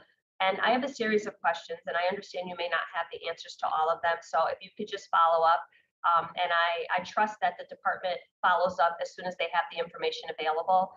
In the last administration, it took me sometimes 15 to 20 months to get a response on things. And I just take it on good faith that was the earliest they could get the information to me. So I don't think that anyone is looking to hide any information. But what safeguards are used to prevent the misuse of education stabilization funds? And have you identified any states or localities where these funds have been misused or have been subject to fraud? And what percentage of overall funds that have been dispersed can be identified as having been misused or misappropriated? Thank you for that very specific question. That's about the oversight and use of these funds, because we understand an historic investment we want to see the outcomes that are intended. And as you mentioned, being a teacher, you know how important this is. I can have staff get back to you on the specific percentages. We're engaged in ongoing monitoring, and the ongoing monitoring is sometimes focused and targeted. When we hear an example of a misuse, we will go in and better understand what's happening. And then there's comprehensive monitoring of full programmatic decisions that are happening. And then there's some more consolidated monitoring that we're doing, and that's cross programs, cross states. And so those are some levels that we're doing. As you mentioned, the Education Stabilization Fund Transparency Portal is intended to provide clarity and transparency, because the importance of these dollars can't be understated, and the monitoring and following up is critical. And we're happy to follow up with you on the very specific questions and important questions you just asked. Absolutely, thank you. There was an incidence of misuse in my own state that was identified promptly by the local leaders, and action has been taken. But I just feel incredibly invested in making sure that we are good stewards over this money, because these are historic investments that are long overdue. And I do not want misuse, as I stated, to be a barrier for future investments. My next question is about ESSER funds. Local education agencies were required to report on funds in 6 broad categories, including purchasing technology, addressing the unique needs of vulnerable student populations, mental health services, sanitation, summer, after school or supplemental learning, and other. According to ProPublica, just over half of what has been expended has been categorized as other. Does the department plan on making public more granular data and information on how these funds, specifically those categorized as other, have been used? And how can the department help to improve LEA transparency and good governance when it comes to spending relief dollars? Yes, thanks for pointing that out. That's very important. It's part of why we have the transparency portal, so that the dollars are very clear on how they're being spent in each of those categories. And more granular level, we're regularly updating the Education Stabilization Fund portal and can get more granular about the category of other, as you recommended. I think that will be very important, because again, it cannot be overstated. These funds have been long overdue. For many districts, these massive investments just brought them back to zero because they had been disinvested for decades. So we have to get this right, and we have to make sure that this money is used in the way in which it was intended. That's all I have, Mr. Chair. I yield back. Thank you. Thank you. And I'll recognize Mr. Groffman for 5 minutes of questions, please. Sure, a couple questions. First of all, I'm kind of concerned that this program is a little loosey-goosey. In Wisconsin, $3 billion were allocated. So far, $650 million's been spent. So I don't know if that was the intent. I don't know if that was common for other states around the country, but I'd like to have the panelists comment on that, what you expect to do with the money. Is this typical around the country? I think that was. I can begin, and if my colleague wants to continue, I'm happy to do that as well.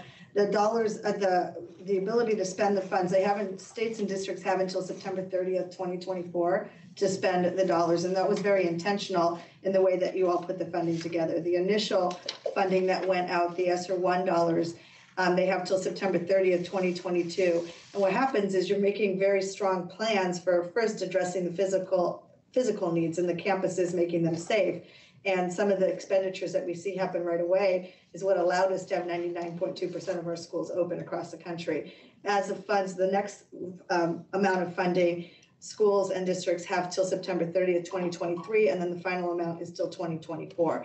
So we're seeing a thoughtful, engaged approach to how to spend the dollars. And remember, we've also baked in the requirement that there's stakeholder involvement and stakeholder engagement in developing the plans for spending those dollars. I'd be happy to speak. It looks to me like we spent about 22% of what's out there. You don't feel that's a sign that it was kind of wildly overfunded in the first place? That's what you would expect at this point?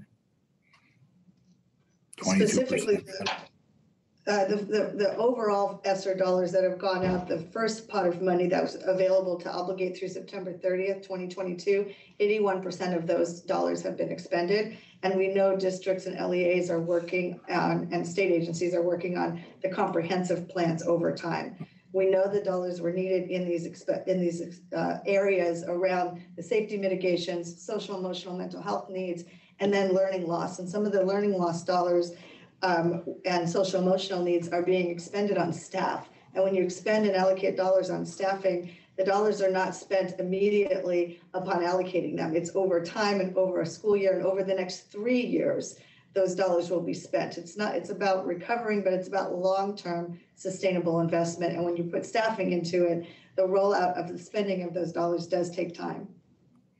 Okay, seems kind of loose to me, but we have another question. While the effects of COVID-19 may result in permanent closure of some colleges and universities, a lot of these, at any given time, a lot of schools are struggling financially prior to the pandemic to a certain extent for demographic reasons or just they've always been in trouble. According to federal data compiled by the Heckinger Report, More than 500 institutions show signs of problems prior to 2020, and more than 50 institutions have closed or merged in the last 5 years. According to the Department of Education's Inspector General, several funds drew down their funds just days before their closure. So in other words, just to pay some bills on the way out the door, not to keep things open. I don't believe that was Congress's intent. And it didn't indicate that even giving this money was not enough to stop the coming consolidation. Rather than waiting for the abrupt closure of institutions, should Congress be more proactive in the future and do a little bit more to prevent the disruption in the kids' college careers? And what can we do to anticipate this and make sure this money doesn't go really just to close an institution and more be targeted towards helping people with their education? Well, thank you so much for the question. I would note in the area of higher education, colleges are now drawing down funds at a rate of close to $1 billion a week. And the funds that they have remaining are relatively small compared to the financial losses that they're expected to incur over the coming years. With respect to closed schools specifically, I note that it's not necessarily inappropriate. It's possible that they had eligible expenses under the laws passed by Congress, but it is very, very important for us. And we have focused on those closing schools specifically, including new internal controls to frequently monitor the status of schools. We are making sure that schools that are in the process of closing need prior approval in order to draw down funds. We are requiring even closed schools to complete audits to make sure that the funds were spent in accordance with federal. And the Inspector General said that if we do follow through on the steps that we've committed, that would address their concerns. So we are taking that very seriously. Thank you. Okay, so thank you. I thank you, Mr. Groveman. I understand our witnesses. We're asking for a 5-minute break at 12:15, but right now I see Ms. Manning with us and the last questioner, hopefully. But so we'll continue. We're almost done here. Ms. Manning, please, you have 5 minutes. Thank you, Mr. Chairman. Thank you. I so appreciate it. And thank you to our witnesses for bearing through the next couple minutes. Mr. Kowal, in your written testimony, you noted that many of the colleges which have been successful at creating opportunities for all students, including HBCUs, entered the pandemic with historically low funding, largely due to historical inequities. In my district, North Carolina's 6th congressional district, we're home to 3 outstanding HBCUs that are using the higher education emergency relief funds to make critical investments in addressing students' hardships due to the pandemic. For example, North Carolina A&T announced a series of major investments, including $250 housing and dining scholarships for students, need and merit-based tuition support, and several programs designed to help students complete their degrees at reduced cost.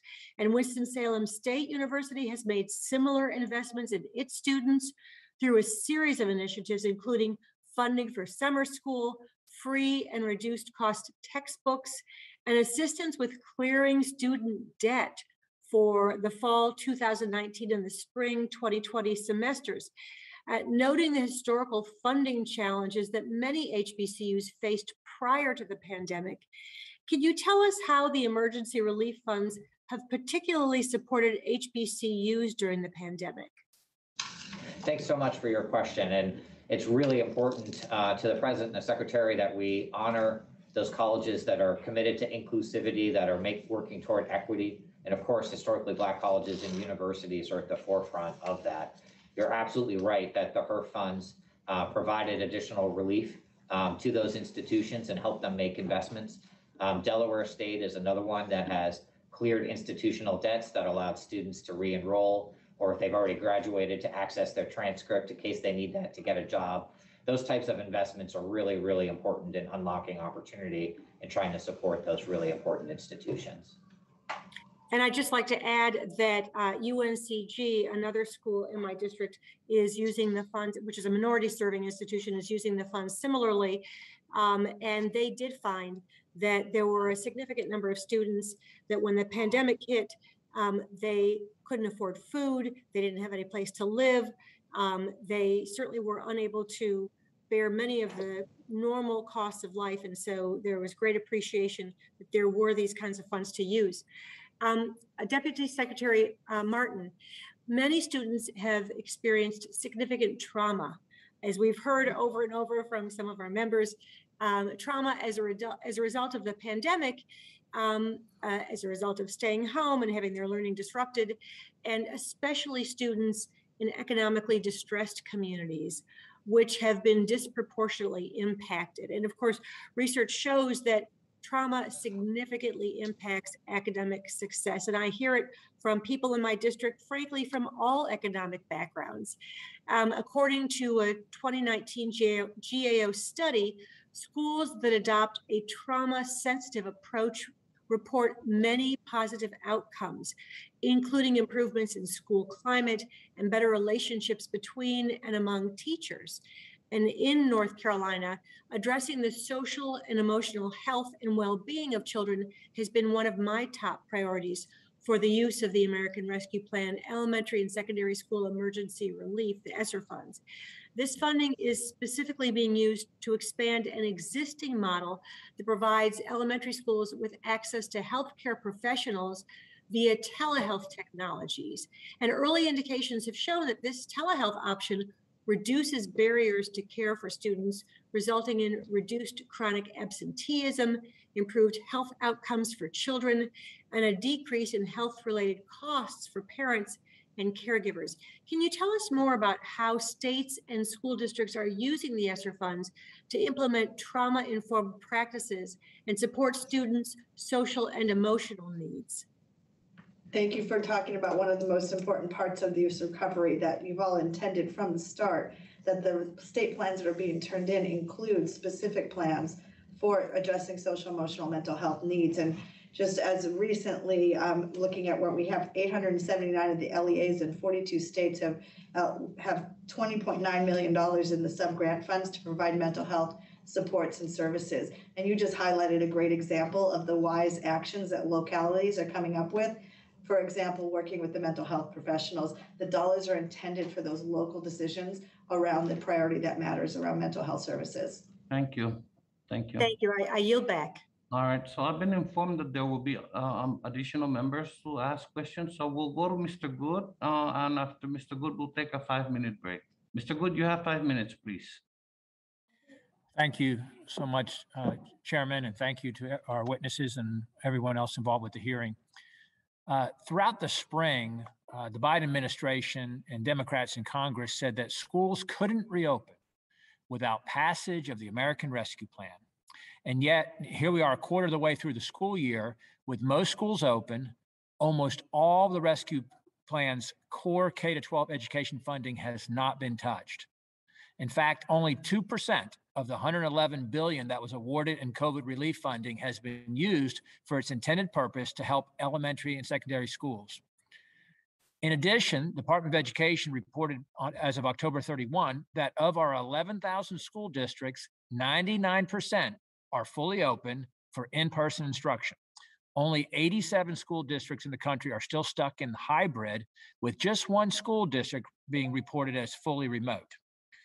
I realize that you were not here in the spring, Secretary Martin, but was the Biden administration and their allies and Democrat allies in Congress, were they deliberately lying when they claimed that schools couldn't reopen without the American Rescue Plan funds, or did they simply not know what they were talking about?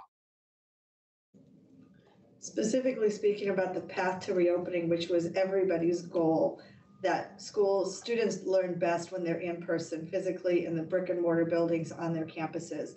And what it would take to reopen state by state, school by school, neighborhood by neighborhood was very different. Each community had different needs. Okay, I'm sorry, my time is short. I'm going to stop you there. So we were told that we couldn't reopen without all the hundreds of billions of dollars that were allocated, and yet we've reopened anyway, and that money has not been sent. Since schools have reopened without the money being spent, how will future funding decisions be made regarding schools and states that do or don't stay open? God forbid that we got people trying to close the schools again, or they do or don't have vaccine mandates, or they do or don't require masks to be worn. Will funds be withheld from school districts or states in any of these situations? Well, or any of these bases? Yes, sir. Understanding the path to reopening started with the physical safety. It's expending the rest of the dollars on addressing the learning losses, the disparate impacts that students experience, the social, emotional, mental health needs. That's where the rest of the dollars are being implemented now, and districts are making those plans going forward. The goal is not only that we are open, but we want to stay open, implementing the mitigation strategies that we know work. Okay. When those are implemented, Thank you. If I may, reclaiming the time. When we can all see that American students are falling behind, and the COVID shutdowns just made that much worse. And of course, many parents have started to look for alternative education. That's why I've introduced a bill this Congress called the Children Have Opportunities in Classrooms Everywhere Act. It's called the Choice Act, and it would give parents the ability to deposit federal funds into a 529 savings account to follow their students to the public school, private school, or homeschool of their choice. As we've recently seen in the election results in my home state of Virginia, parents are rightfully demanding choices and input regarding their children's education, and my Choice Act would help in that regard. Now, back to another question. Given the policies of this administration, and given the previously mentioned 98% of COVID-related school funds that are unspent, will prioritizing illegal immigrants be part of that funding for how those funds are eventually spent? the path forward is implementing the dollars as they were intended, and that's our job, is to make sure we understand the state plans reflect the requirements as written into this law. If I may interject, my concern arises because back on June 17 of 2020, the outstanding former Secretary DeVos published a rule clarifying the definition of student to those eligible for student aid under Title IV of the Higher Education Act, and restricting international students and non-citizens from receiving assistance under the Higher Education Emergency Relief Fund, or HERF. However, on May 14 of this year, your department published a rule updating guidance for the student portion of HERF funds under the CARES Act and the COVID Supplemental Appropriations Bill to remove the restriction and allow illegal immigrants, undocumented students, asylum seekers, and others previously ineligible to receive these grants.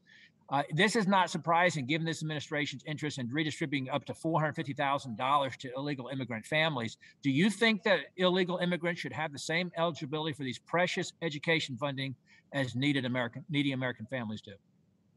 Mr. Good, I'm happy to take a crack at that question since it's in the area of higher education. It is true that this administration published a regulation clarifying that all students are eligible for financial support under the HERF funds for those emergency scholarships. We believe that's consistent with the statute, and it makes students eligible regardless of whether or not they've included a FAFSA, and that would include— Well, my time has expired. I'll yield back, but here we go again, putting Americans last, and here we got illegal immigrants being put ahead of Americans. Thank you, Mr. Thank you so much. Thank you. At this time, the chair is going to declare a 5-minute recess. We'll be back at, wow, it's now 12:22. We'll be back at 12:27. Thank you.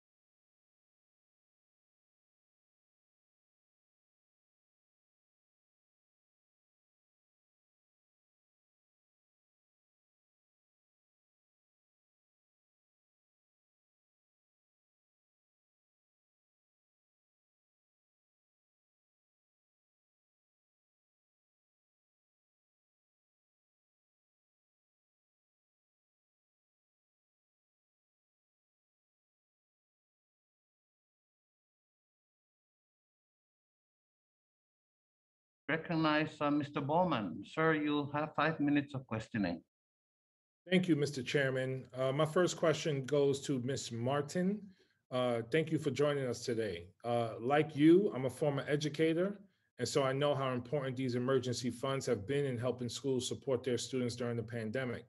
When schools are equipped to meet the needs of the whole child, they see not only better academic outcomes for students, but also better mental health, which is so important. Physical health and economic outcomes for students, families, and the entire community. This is why I founded a public community school in the Bronx, and why I'm a huge advocate of expanding the full service community schools model to as many neighborhoods as possible. Earlier this year, the department released a helpful FAQ for how states and school districts could use funding to adopt a full service community school model to better meet the needs of the whole child. For many schools, the community school model is brand new, so technical assistance is critical for getting started successfully. Based on the technical assistance ED has provided on this thus far, what have some of the biggest hurdles been for schools trying to adopt the community school model for the first time during COVID? Thank you for lifting up a really important model, the community schools approach and the technical assistance that we've provided. Specifically, some of the impediments, I couldn't speak to what those exact are community by community, but what I know is the reason why we provided the technical assistance as well as collaboration from districts that are doing it well, lifting up best models, is so that people can learn from each other. With this historic investment, schools and communities that are implementing these kinds of practices that we've known for a long time work, we need to be able to share those. That's why we have programs like webinars and clearinghouses and doing convenings where people can actually learn from one another. And so I'd be happy to work with you more to understand some of the best practices and any impediments that you may be hearing from the field. That's our job, is to help people understand how to best use in the way intended. Absolutely, definitely looking forward to working more together on this issue. I want to drill down a little bit on mental health and social emotional learning. One of the most important aspects of supporting the whole child, as you know, is focusing on mental health. But we also know that far too many schools do not have enough counselors, social workers, and mental health professionals to support their students' social emotional needs when we are in the midst of a global pandemic. Even prior to COVID, this was needed, and schools did not have the resources or the perspective, in my opinion. This is why I co-led the Counseling Not Criminalization in Schools Act with Congresswoman Presley and Omar. I am also pleased to see that the department put out a new resource in October for supporting mental health during COVID that emphasized how COVID relief could be used to hire more high-quality trauma-informed staff. Ms. Martin, are you finding that schools and districts are choosing to use ESSER funds to hire more mental health staff and implement social emotional learning programs? How many more school-based mental health staff have been hired as a result of COVID relief? And let me just add, in New York City, it's been a real struggle to get money out the door into the hands of districts and schools to hire personnel in these areas. That's what I'm seeing in New York City. I'm wondering if you're seeing it in different places across the country. You're exactly right that the mental health needs are a very important and clear path forward for recovery and what recovery really will look like. And that was why it's part of the plans. The plans that are being submitted must require that they put in what they're planning to do to address students' social, emotional, and mental health needs. And specifically, we are seeing districts working with hiring more mental health professionals. For example, in New York, they hired 500 social workers, ensuring each school has at least one school-based social worker and one mental health professional, and they've already hired 90% of them. That's one example. We're seeing the funds being used as intended. When they turn in their state plans, if there is not a plan for mental health needs, that plan is continued to be worked on until it is addressed. It must be addressed because, frankly, our students need it. Awesome. Thank you so much. I yield back the balance of my time. Thank you, Mr. Bowman. Mr. Keller, you have 5 minutes for questioning, please.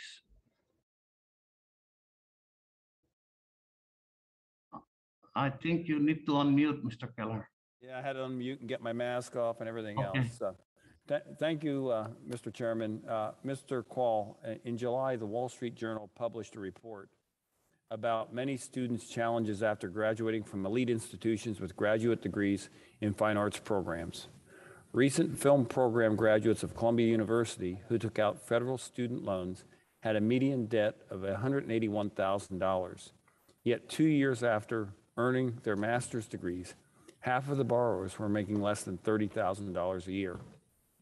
Further, the Wall Street Journal published another story of a highly regarded private institution that knowingly encouraged parents to take out PLUS loans that they knew they could not afford.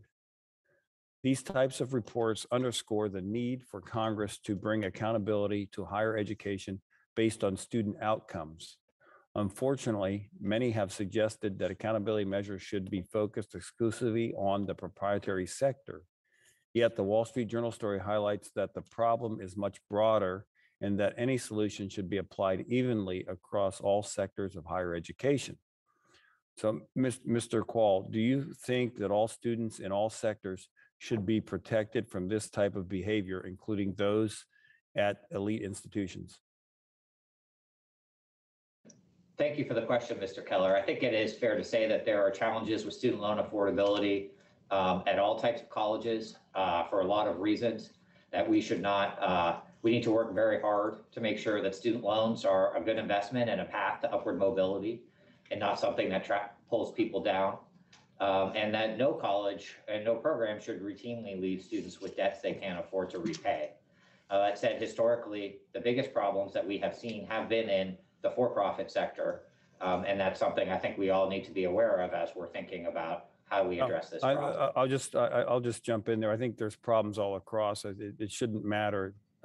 And with that, I guess I'll get to my next question, Mr. Qual.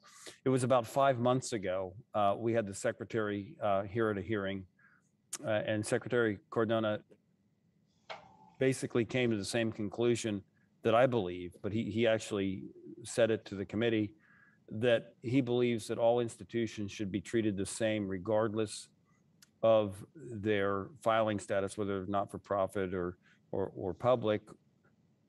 My question is, that was 5 months ago. Has the secretary talked to you about any plan to implement how we measure institutions and bring them all to the same playing field? Well, thanks for the question. I talk, of course, to the secretary very regularly. I don't want to get into the details of those conversations, but I know that he shares the view that you and I have that all institutions should serve students and taxpayers well, and that no institution should routinely leave students with unaffordable debts. Okay, so my question is on measuring outcomes. Has he talked to you? I mean, I know we were here, it was 5 months ago. Is there any plan to get started on making sure that everybody's measured the same way? It's very, very important to us to make sure that colleges and universities are routinely helping students graduate and then move on, whether it's to further education or directly into a career. No, but the measure. No, I'll take my time back. My question is, we agreed that everybody should be measured under the same metrics. Right. What is the plan, or has a plan been started, or is there a timetable when we can expect to see the work on a plan that will be measuring the outcomes for students based upon the student and making sure that we measure every educational institution the same way? Well, we are beginning a rulemaking on institutional eligibility issues early next year, and we'll be taking public comment and working with colleges from all sectors and all types of colleges and universities, including the for-profit sector, try to design a new set of rules around institutional eligibility, including potentially student outcomes. Well, it should be based on that. On October 8th, the department announced a new enforcement unit at FSA to ensure that schools adhere to the federal student aid program rules and deliver quality education to their students. If the reporting by the Wall Street Journal is correct, it appears these actions warrant further investigation. Can you confirm that this new enforcement unit will look into all schools, public, private, and for-profit alike, who are alleged to have misled their students and their parents? Well, I would say I think we're very fortunate to have Rich Cordray leading federal student aid, and he is going to put students and taxpayers first. And I know his vision for that unit is going to be looking wherever the problems are, not limited to any one sector. Okay, I just want to make sure that the commitment we got from the recognition from the secretary that everybody should be measured the same we take action on that sooner rather than later, because it's that important to our students. Our students deserve that. Thank you, Mr. Keller. And thank you, and I yield back. Thank you, sir. Thank you. Appreciate it. Mr. Jones, you're now recognized for 5 minutes of questioning, please.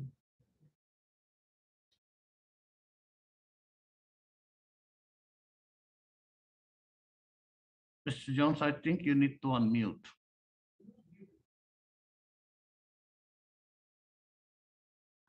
All right. Can you hear me now? Yes. All right. Well, thank you, Mr. Chairman, and thank you to Chairwoman Wilson for convening this important hearing.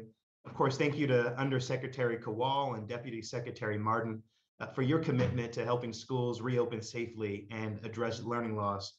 A quality education is a right, not a privilege. It shouldn't be based on the zip code of a family or based on how much money that family has in its bank account. The American Rescue Plan made critical investments in our nation's K-12 education system. And it's the Education Department's responsibility to ensure that these funds have the effect that the House Education and Labor Committee intended. Funds must be spent properly and in accordance with the statutory requirements in the American Rescue Plan. That's why we're here today. As a proud product of the East Ramapo Central School District in Rockland County, New York, which was so overwhelmed and under-resourced in January of this year that it was talking about cutting 32 teaching and other staff positions mid-year in the midst of a pandemic. Getting this right is personal to me.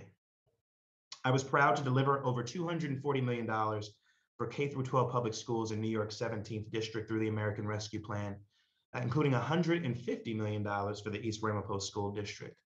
But again, this money will only be effective if properly invested.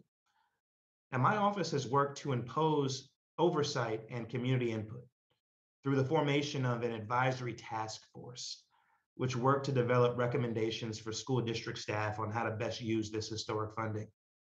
Oversight from the State Department of Education in New York will further strengthen our efforts to ensure that this funding is used as effectively as possible.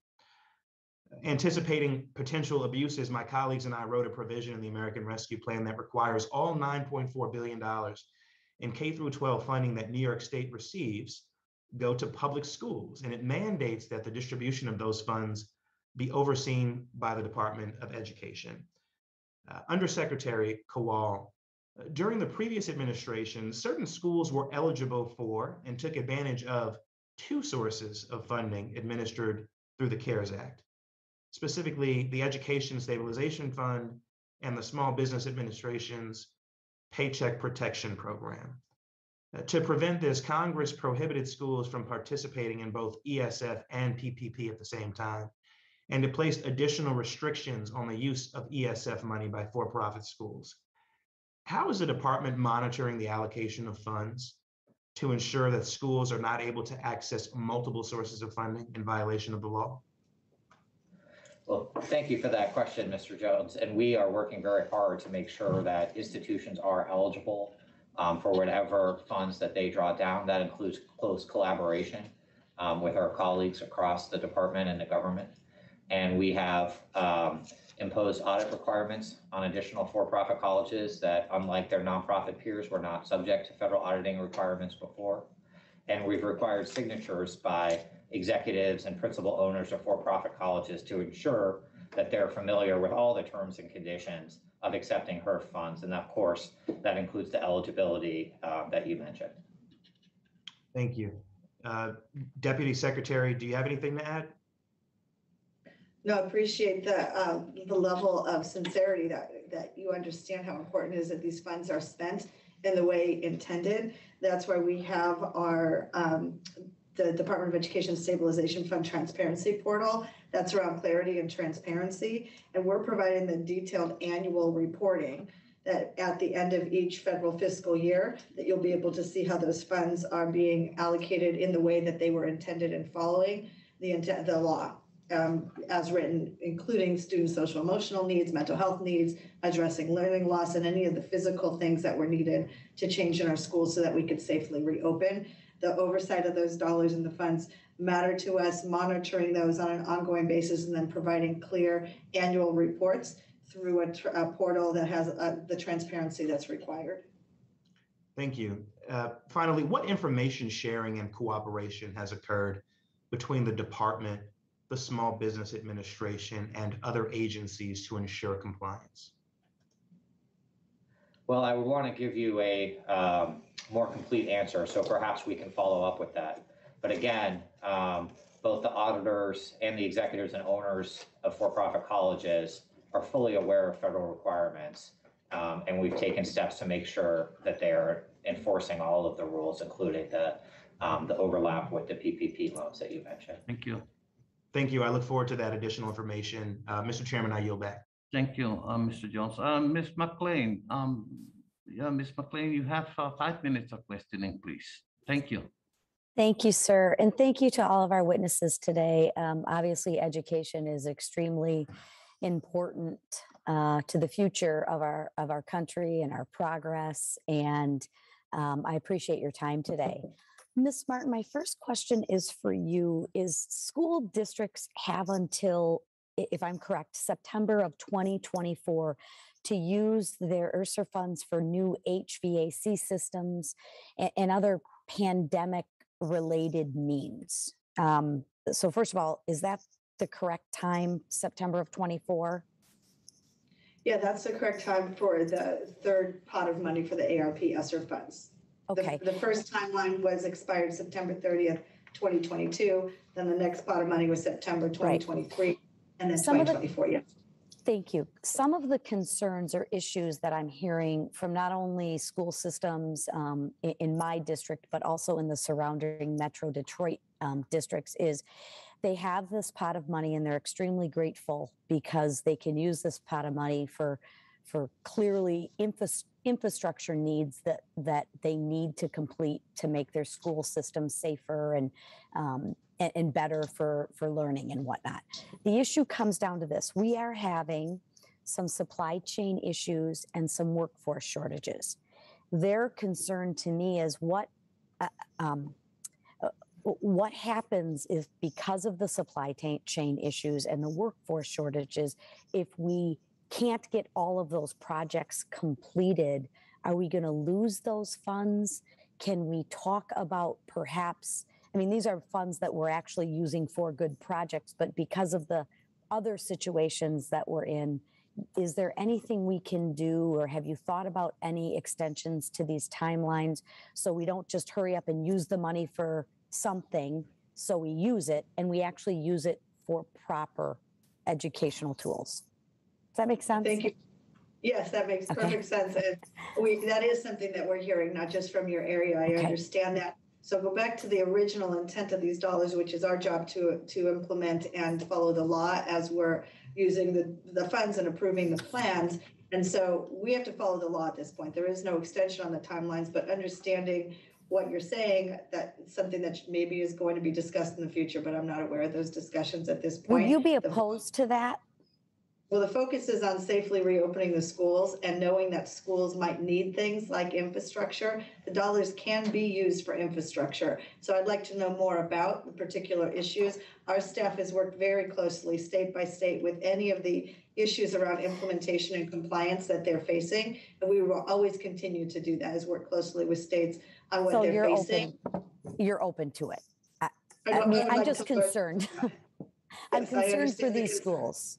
Because they're actually trying to do the right thing. So, okay, let me switch. My second question is for Mr. Qual. Inflation has reached obviously a highest point in 30 years, and Americans seem to be paying more for everything. On the higher education front, tuition over the past 30 years has increased over 130%. And yet we're giving more and more money in federal aid to colleges and universities that are still raising their prices. So my question for you is, what are you and the administration going to do to stop the rising costs of tuition? Thank you for the question. First and foremost, the single biggest reason for rising tuitions at public colleges and universities, which enroll 3/4 of I'm talking about public and private, so let's not segregate, because I mean the college is the college. Fair enough. But the biggest factor at public colleges, which is where 3/4 of students are, has been state budget cuts over time. And so that is one reason why the bipartisan action to invest in colleges during this recession and prevent tuition spikes will hopefully help us avoid a repeat of past experiences. I think there are other things that we can do to help colleges and universities help students earn college degrees as quickly as possible. And one important part of the— So hang on one second. I want to make sure I understand you. Shorten, where the average student takes 4.5, maybe 5 years, try to get them to graduate on time. So run our college programs more efficiently. Is that what you're saying? Graduating on time is one important factor. We also want to invest in things that help students complete, because as you know, our national completion rate is only about 60%. And that will make investments in college. We can bring down the cost per graduate by helping many more students complete. Thank you. Thank you all. And I'm out of time, so I yield back. Thank you. Thank you, Ms. McLean. Mr. Desaulnier, sir, you have 5 minutes of questions. Thank you, Mr. Chairman. Excellent French pronunciation. I have 2 questions, and I'll give them both to you and let you both decide who should best answer them. One of it is sort of a more macro one, and one is specific to the disability community. The first question is, I come from a big state, California.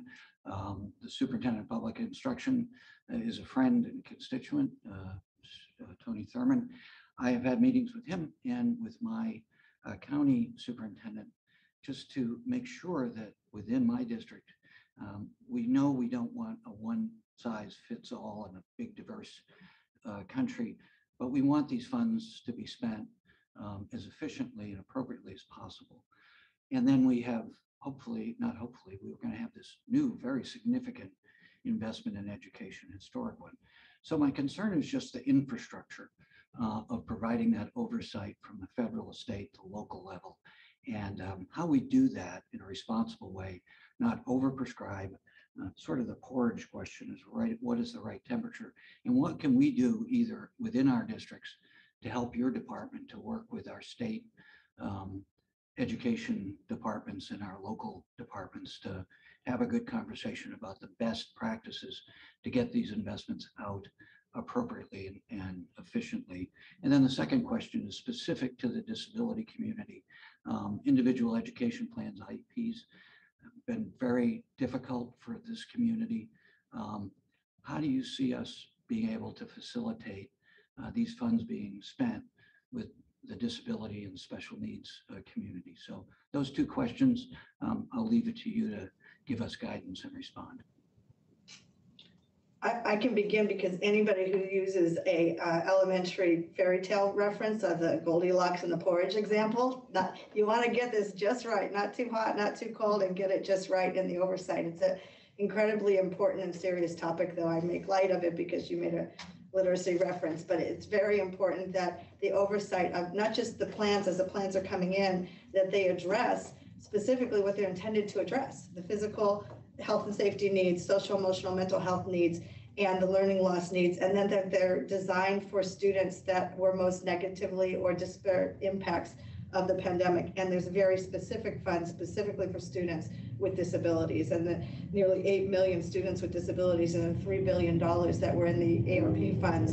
There's very clear intention. And so in the way that we implement here at the Department of Education is that follow the law and follow the good, strong intentions that were designed to meet the needs of kids that were most disproportionately impacted. And the oversight begins with the transparency portal that we've put up. There'll be annual reporting on it, but there's also not waiting for the annual reporting. There's ongoing monitoring, focused and targeted monitoring as we hear of hotspots that might be coming up across the country. That's how I'll answer, and I'll let my colleague address that as well.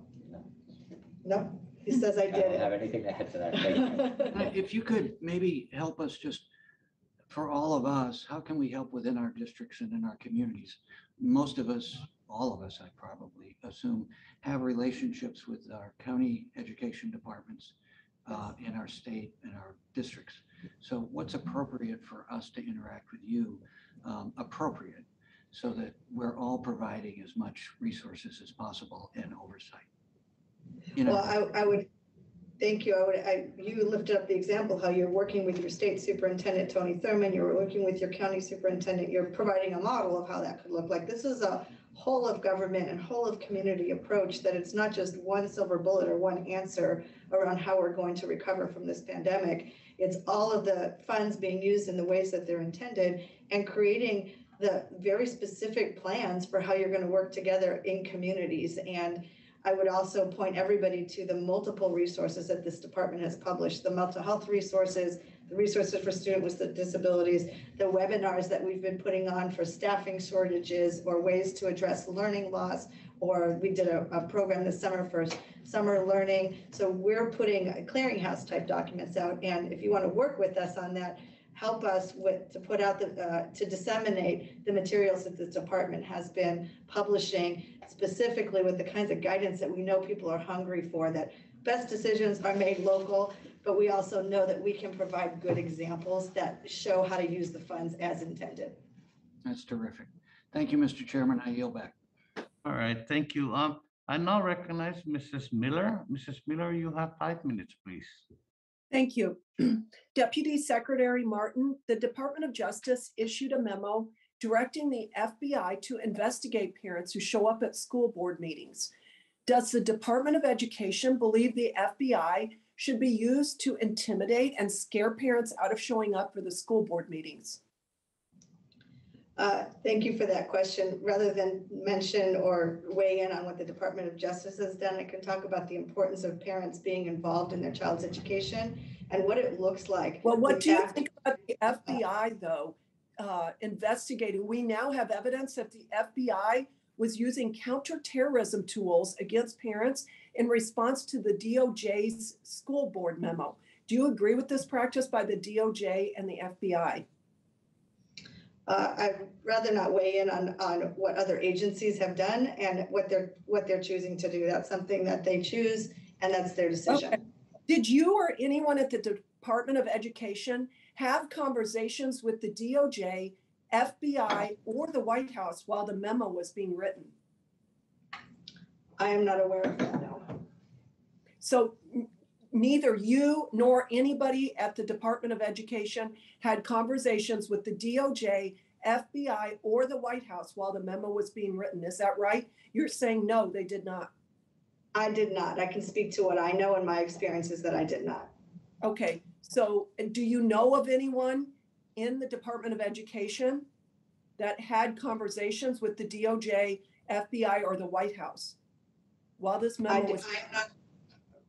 Thank you. Thank you for the question. I am not aware of that myself. What we know is that it's been a very difficult year for parents around our country.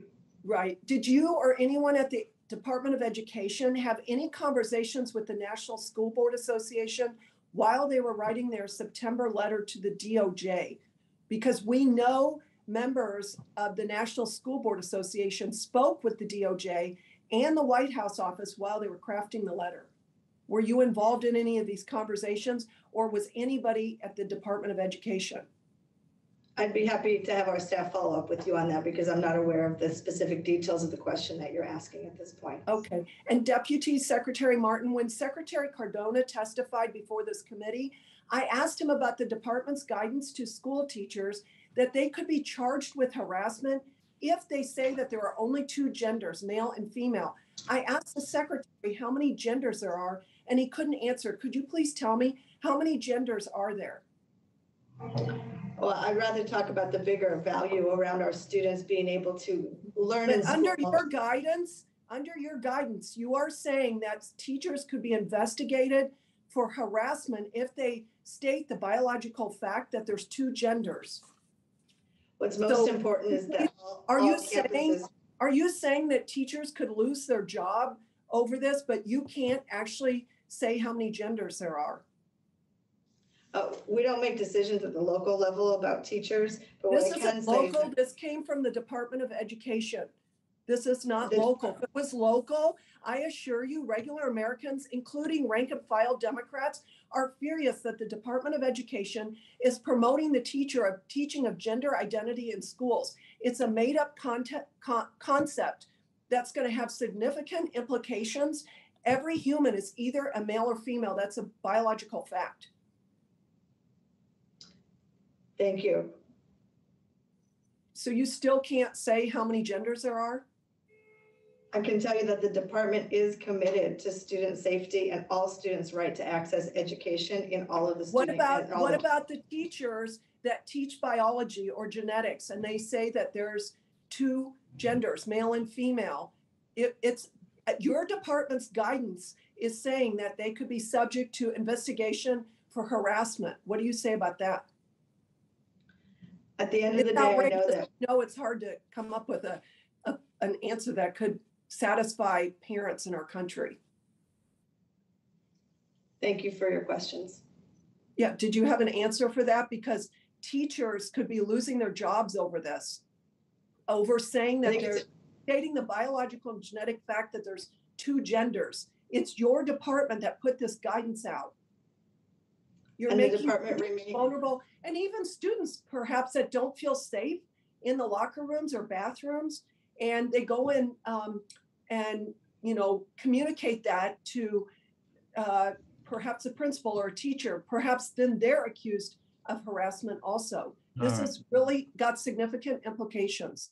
So I hope next time you could tell us how many genders there are. Thank you, and I yield back. Yeah, thank you. And now, finally, I recognize the distinguished gentle lady from Minnesota, Ms. Omar. You have 5 minutes for questions, please.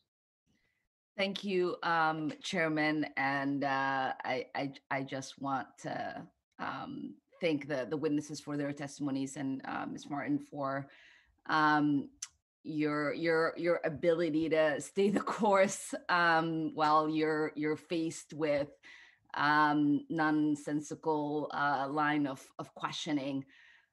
In response to the unprecedented challenges caused by COVID-19, Congress provided a historic investment in our nation's educational system, helping schools reopen safely and provide extra support to their students. As of this month, approximately $23 billion of the ESSER funds have been drawn down by states and school districts. According to recent survey from the School Superintendents Association, 75% of district leaders are using the American Rescue Plan funding to address lost instructional and extracurricular time by offering robust summer learning and enrichment programs. 66% of district leaders are hiring more counselors, social workers, and reading specialists. And 62% of district leaders are purchasing digital devices and addressing connectivity issues. Ms. Martin, how is the department ensuring these programs address the disproportionate impact of the pandemic that the pandemic has had on underserved student groups? Thank you so much for highlighting some of the wise actions that you just outlined that people are taking to spend the dollars as they were intended. The intentions around spending this money in a way that gives schools a chance to reopen and reopen safely and stay open, to address the mental health and social emotional needs, to address learning loss, and to design the plans in ways that ensure that those that were disproportionately impacted get a good chance of recovering and being stronger in terms of us identifying students by name and by need and developing the programs that will help them most significantly. I think the state plans give us the kind of window into the very detailed programs, actions, and services that states are coming up with to address the needs that you just outlined. I know specifically in your state, you had an effort. Some of the ways they were spending the dollars was a roll up your sleeves campaign to connect public health departments to the LEAs to provide the on-site vaccination clinics. That's just one of the health and safety mechanisms, because we know kids can't learn if they're not in person, or they learn better when they're in person. And so we're seeing these wise plans and actions coming state by state and developed with the local community voices. That was part of the intention of the dollars being spent. Wonderful. Ms. Martin, the American Rescue Plan also includes an unprecedented $800 million to support the specific needs of children and youth experiencing homelessness. State and local educational agencies must use these funds to provide homeless students and youth with wraparound services to address challenges that have been exacerbated by COVID-19. Can you tell us more about how these funds are being used to serve these vulnerable students? Yeah, I'll point people to some of the guidance and supports that the department's putting out as great examples of what local districts and states are putting into their plans. And I think that it's very significant. This is my 32nd year in education, and it's very significant for me to be able to witness the intentions that were put into this, the fact that we put $800 million specifically to students experiencing homelessness. There are districts and states and localities that have come up with good plans to serve students experiencing homelessness, but they haven't been able to scale those. And with this investment that we're making now, we can actually bake in long-term programs, actions, and services to address students who experience homelessness, whether it was because of the pandemic or even before the pandemic. And I think we can continue to lift up the best practices that we're seeing around the country with the dollars that have such specific intention, and that the fact that it was designed at the outset to meet those needs says a lot about what we're going to do to meet the needs of our students. Thank you for the thoughtful responses. I look forward to us engaging. And Mr. Chairman, before I end, I want to say that our school environments are supposed to be more inclusive in addressing the needs of our children. And that's what this committee should be committed to, the fact that there are people on this committee that are constantly trying to find ways to create environments that are hostile for our students is really disheartening. And I do hope that we go back into the business of trying to make sure that our school environments are welcoming and inclusive for all of our children. I say that as a mother and someone who represents one of the youngest districts in Congress. With that, I yield back. Yeah, Ms. Omar, and I also agree with you as a father of 2 teachers. I can't agree with you anymore. Thank you. Mr. Cawthorn, sir, you have 5 minutes of questioning, please. Thank you, Mr. Chairman. Deputy Secretary Martin, since this is the first opportunity we've had to speak with you since you assumed your current role, I want to get your thoughts on some of the controversies you experienced in San Diego and how you might see these issues playing out for you at your Department of Education.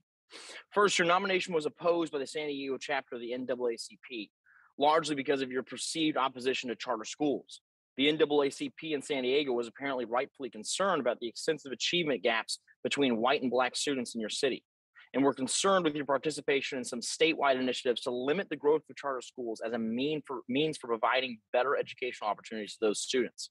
Second, you invited a critical race theorist named Bettina Love to provide professional development to your teachers in San Diego. According to press reports, her presentation included strong elements of critical race theory, greatest hits, if you will, including the idea that white teachers spirit murder, unquote, Black students. Mrs. Martin, do you believe, like Mrs. Love taught, that white teachers, and I quote, spirit murder Black students? And do you believe, as she asserted, that Black students' achievements are dependent upon the actions of non-Black students? Thank you for your question and pointing out that this is the first time we've had a chance to meet one another. So it's nice to meet you, and thank you for bringing up a couple of questions. And the work that we did in San Diego was critical around addressing the longstanding disparities, and the achievement outcomes that we saw in San Diego was work that I was dedicated to and committed to 32 years in education and 8 years as superintendent. That was the work that we put in place to address the longstanding disparities and to give students access to the kinds of supports and resources that they needed to achieve. Okay, so by taking away charter schools, you were giving them the assets that they needed. That doesn't make much sense to me. But Deputy Secretary, research shows that 74% of voters supported school choice, including 73% of Black voters, 69% of Hispanic voters, and 70% of Democrats. That's not surprising. Americans value choice, and low-income families deserve the same freedom to pursue the educational opportunities their wealthy neighbors enjoy. The failures of many public schools to be responsive to families shows the need for increased opportunities. And yet, in the president's fiscal year 2022 budget proposal, the department proposed eliminating the DC Opportunity Scholarship Program. This program has been a lifeline for thousands of low-income students to escape the underperforming schools. In April 2019, this committee held a hearing examining the legacy of Brown versus Board of Education. Virginia Walden Ford, a parent advocate and driving force behind the creation of the DC Choice Program, wrote the committee saying, and I quote, "The same schools that we fought hard to get into the 1960s after the Brown versus Board of Education decision have become the schools we must diligently find a way to get minority children out of.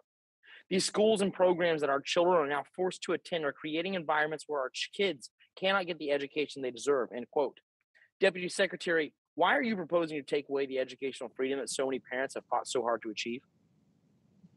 School matters so much for every student. And in my 32 years, I can see the importance of everybody having access to a school that meets their needs. That is critically important, and I can see the difference that public education provides to our students. It's about bringing people together and giving them learning conditions that allow them to live their best life and achieve their academic potential. It's not about dividing one another, but coming together to give schools and students access to the kinds of learning communities and conditions that are best for them.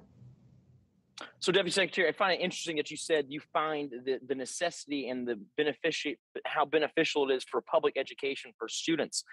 Yet you mentioned nothing about charter schools and school choice. Do you oppose charter schools and school choice? Charter schools are public schools, and the work that I did in San Diego reflects our investment, our commitment to charter schools. We passed some successful local bond measures that invested over $350 million in improving charter school facilities, and work closely with our charter school partners to make sure that every student in San Diego had access. Deputy Secretary, I hate to interrupt, but then why did the NAACP resist your nomination to be in that position in San Diego? Because of what they said as extensive achievement gaps between white and black students in your city, and they were concerned with participation in some statewide initiatives to limit the growth of charter schools. Why did the NAACP think that you're limiting charter schools? I would be happy to follow up with you with a more extensive conversation on the details of the achievement as recognized by the Learning Policy Institute, how we closed achievement gaps for Black and Brown students, and were distinguished as a positive outlier district that was able to prove results for students of color. And I could get into more detail about the work we did specifically with charter schools and the local concerns. I'm happy to have a further follow-up questions if you'd like to submit those. Thank you. All right, Deputy Secretary, I'm out of time. With that, Mr. Speaker, Mr. Chairman, I yield back. Thank you. Thank you for the elevation to speaker also, Mr. Cothern. Mrs. Steele, you have 5 minutes of questioning, please. Thank you very much, Mr. Chairman. I have a question to Deputy Secretary Martin. I understand that in many states, emergency assistance to non-public schools funds are helping private schools meet the extraordinary needs of students caused by the pandemic. I am also told that there are a few states like California and Maryland that have still not delivered any services under this program to the students. What is the department doing to ensure that those states comply with the law and begin delivering services to non-public students? And what are you doing to ensure as many non-public education students as possible are receiving emergency relief services? Thank you for that question. It's our job to implement the law as it was designed and written. And as of, I believe it was as of Wednesday, at least 27 of the plans will be approved, and we'll continue to work with all of the remaining states if their plans aren't in, or working with them on what they need to do to get their plans finished. Okay, so they're gonna get it soon, or you are actually asking that these states that what they are doing? We're in active conversation with each state if their plan has already come in and we're still in dialogue with them, or actively working with each state as we see their plans come in, and make sure that we're continuing to work with any of the remaining states that do not have plans. Thank you. Under the American Rescue Plan, Congress limited eligibility to private schools with a, quote, significant, unquote, percentage of low-income students.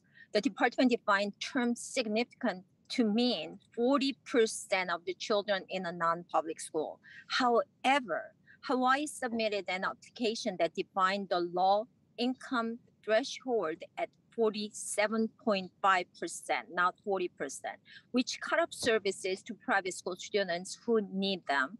At the same time, you have pushed back on some states who have sought to reduce the threshold in order to provide services to a greater number of low-income private school students. Why did you approve Hawaii's application, which further limits access to services for non-public schools? Thank you for your question. This is important that we're implementing as it was written and as expected. And you talked about specifically the significant percentage of 14 plans that adopted the 40% threshold of significant percentage of students from low-income backgrounds. And then there were 13 plans that have approved the alternative threshold. And the approved alternative threshold so far has ranged between 20 and 47%. But we're going to continue to work with any of the remaining states to problem solve this. Okay. So next one is the rollout of the non-public education provision was rocky and maybe or slow in the handful of states where their own state legislatures or procurement rules held up the process. What kind of flexibility can be offered in these states to ensure that the state can fully meet needs of students in non-public schools? And what is the department doing to ensure the money is used to address the needs of non-public school community within the confines of the statute? And that is our role, is to make sure that we're meeting the needs of non-public schools and stay in compliance with the statute. And when we're hearing some different kinds of rollouts where the timelines may not have been met, we're working with those states to ensure that these dollars get to the students as intended by the statute. And as we learn about states where that may have been stopped or the timelines may have been compromised, we're going to work with them to ensure that we're implementing with fidelity to the intent of the statute. Okay, Mr. Chairman, do I still have more time? Okay, because I have about the charter school question. If I have it. You have 45 seconds, Mrs. Steele. Then you know what? I'm gonna submit this that last question regarding charter school question then. All right. Yes. Thank you. You yield back? Thank you. I yield back. All right. Thank you, Mrs. Steele. Thank you, everyone. I remind my colleagues that pursuant to committee practice, materials for submission for the hearing record must be submitted to the committee clerk within 14 days following the last day of the hearing. So by close of business on December 1st, preferably in Microsoft Word format. The materials submitted must address the subject matter of the hearing. Only a member of the committee or an invited witness may submit materials for inclusion in the hearing record. Documents are limited to 50 pages each. Documents longer than 50 pages will be incorporated into the record via an internet link that you must provide to the committee clerk within the required time frame. But please recognize that in the future, the link may no longer work. Pursuant to House rules and regulations, items for the record should be submitted to the clerk electronically by emailing transmissions to edanlabor.hearings@mail.house.gov. That's edanlabor.hearings@mail.house.gov. Again, I want to thank our witnesses for their participation today. Members of the committee may have some additional questions for you, and we ask the witnesses to please respond to those questions in writing. The hearing record will be held open for 14 days in order to receive those responses. I remind my colleagues that pursuant to committee practice, witness questions for the hearing record must be submitted to the majority committee staff or committee clerk within 7 days. The questions must address the subject matter of the hearing. I now recognize the Chairwoman Wilson for a closing statement.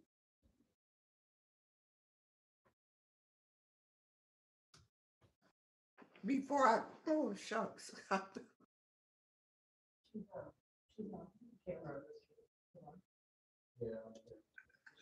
Before I close, Yeah. Please proceed. I have a letter from the Association of Public and Land Grant Universities about the importance of HER funds, and I would like to submit it for the record. Without objection, so ordered. Thank you for hosting this important hearing. And I want to thank our amazing witnesses. You were absolutely great. Your leadership and testimonies helped America understand what we do on the Education Committee and what happens in the Department of Education. thank you so much for being with us today.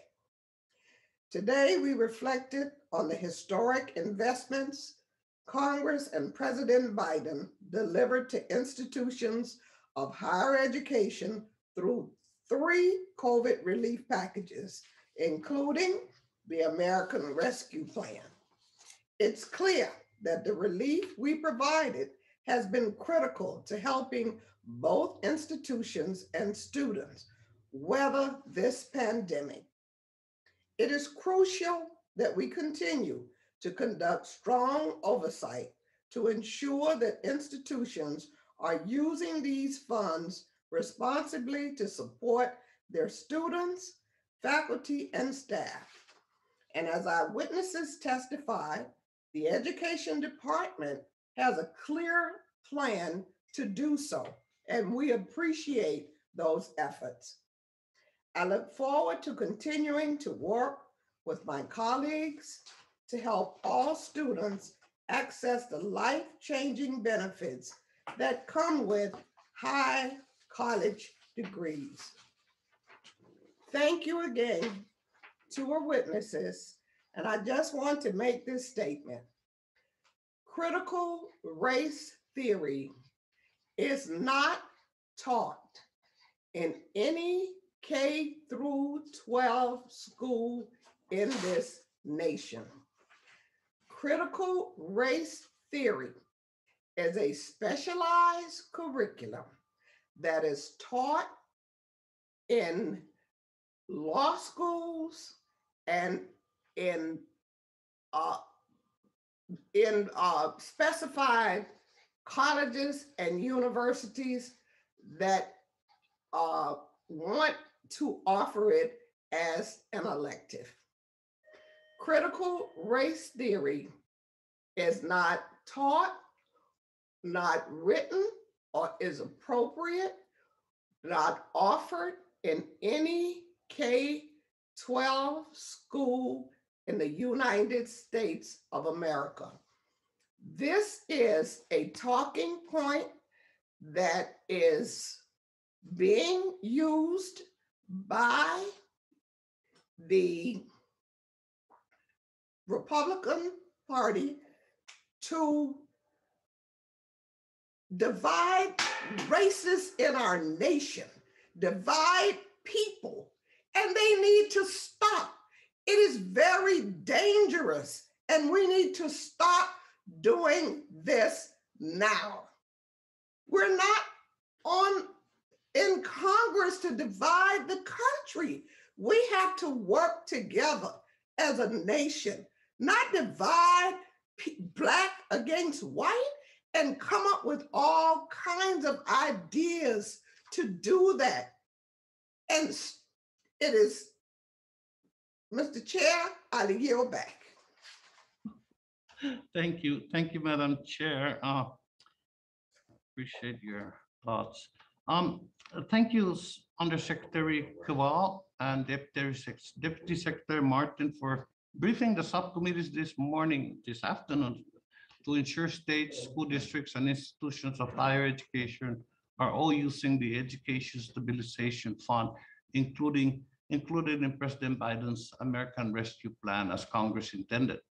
The Education Stabilization Fund is the largest single federal investment in K-12 schools in our nation's history. And in the midst of the pandemic, congressional Democrats and the president included the funding in the CARES Act, the CRRSA, and the American Rescue Plan because we knew states and districts needed this help to reopen schools safely and because we wanted students back in the classroom. The committee plans to continue checking in with the Department of Education to make sure these historic investments in our schools and our children remains on track. And I am confident that under Secretary Cardona and the leadership of our witnesses today, the Education Stabilization Fund will not only help schools and students recover from the pandemic, but will also affirm the importance of investing in public education. Again, to our witnesses, thank you very much for the insight you provided to us and also for your patience in today's hearing. I thank you again, and if there's no further business, Without objection, the committee stands adjourned. Have a good night. Good afternoon.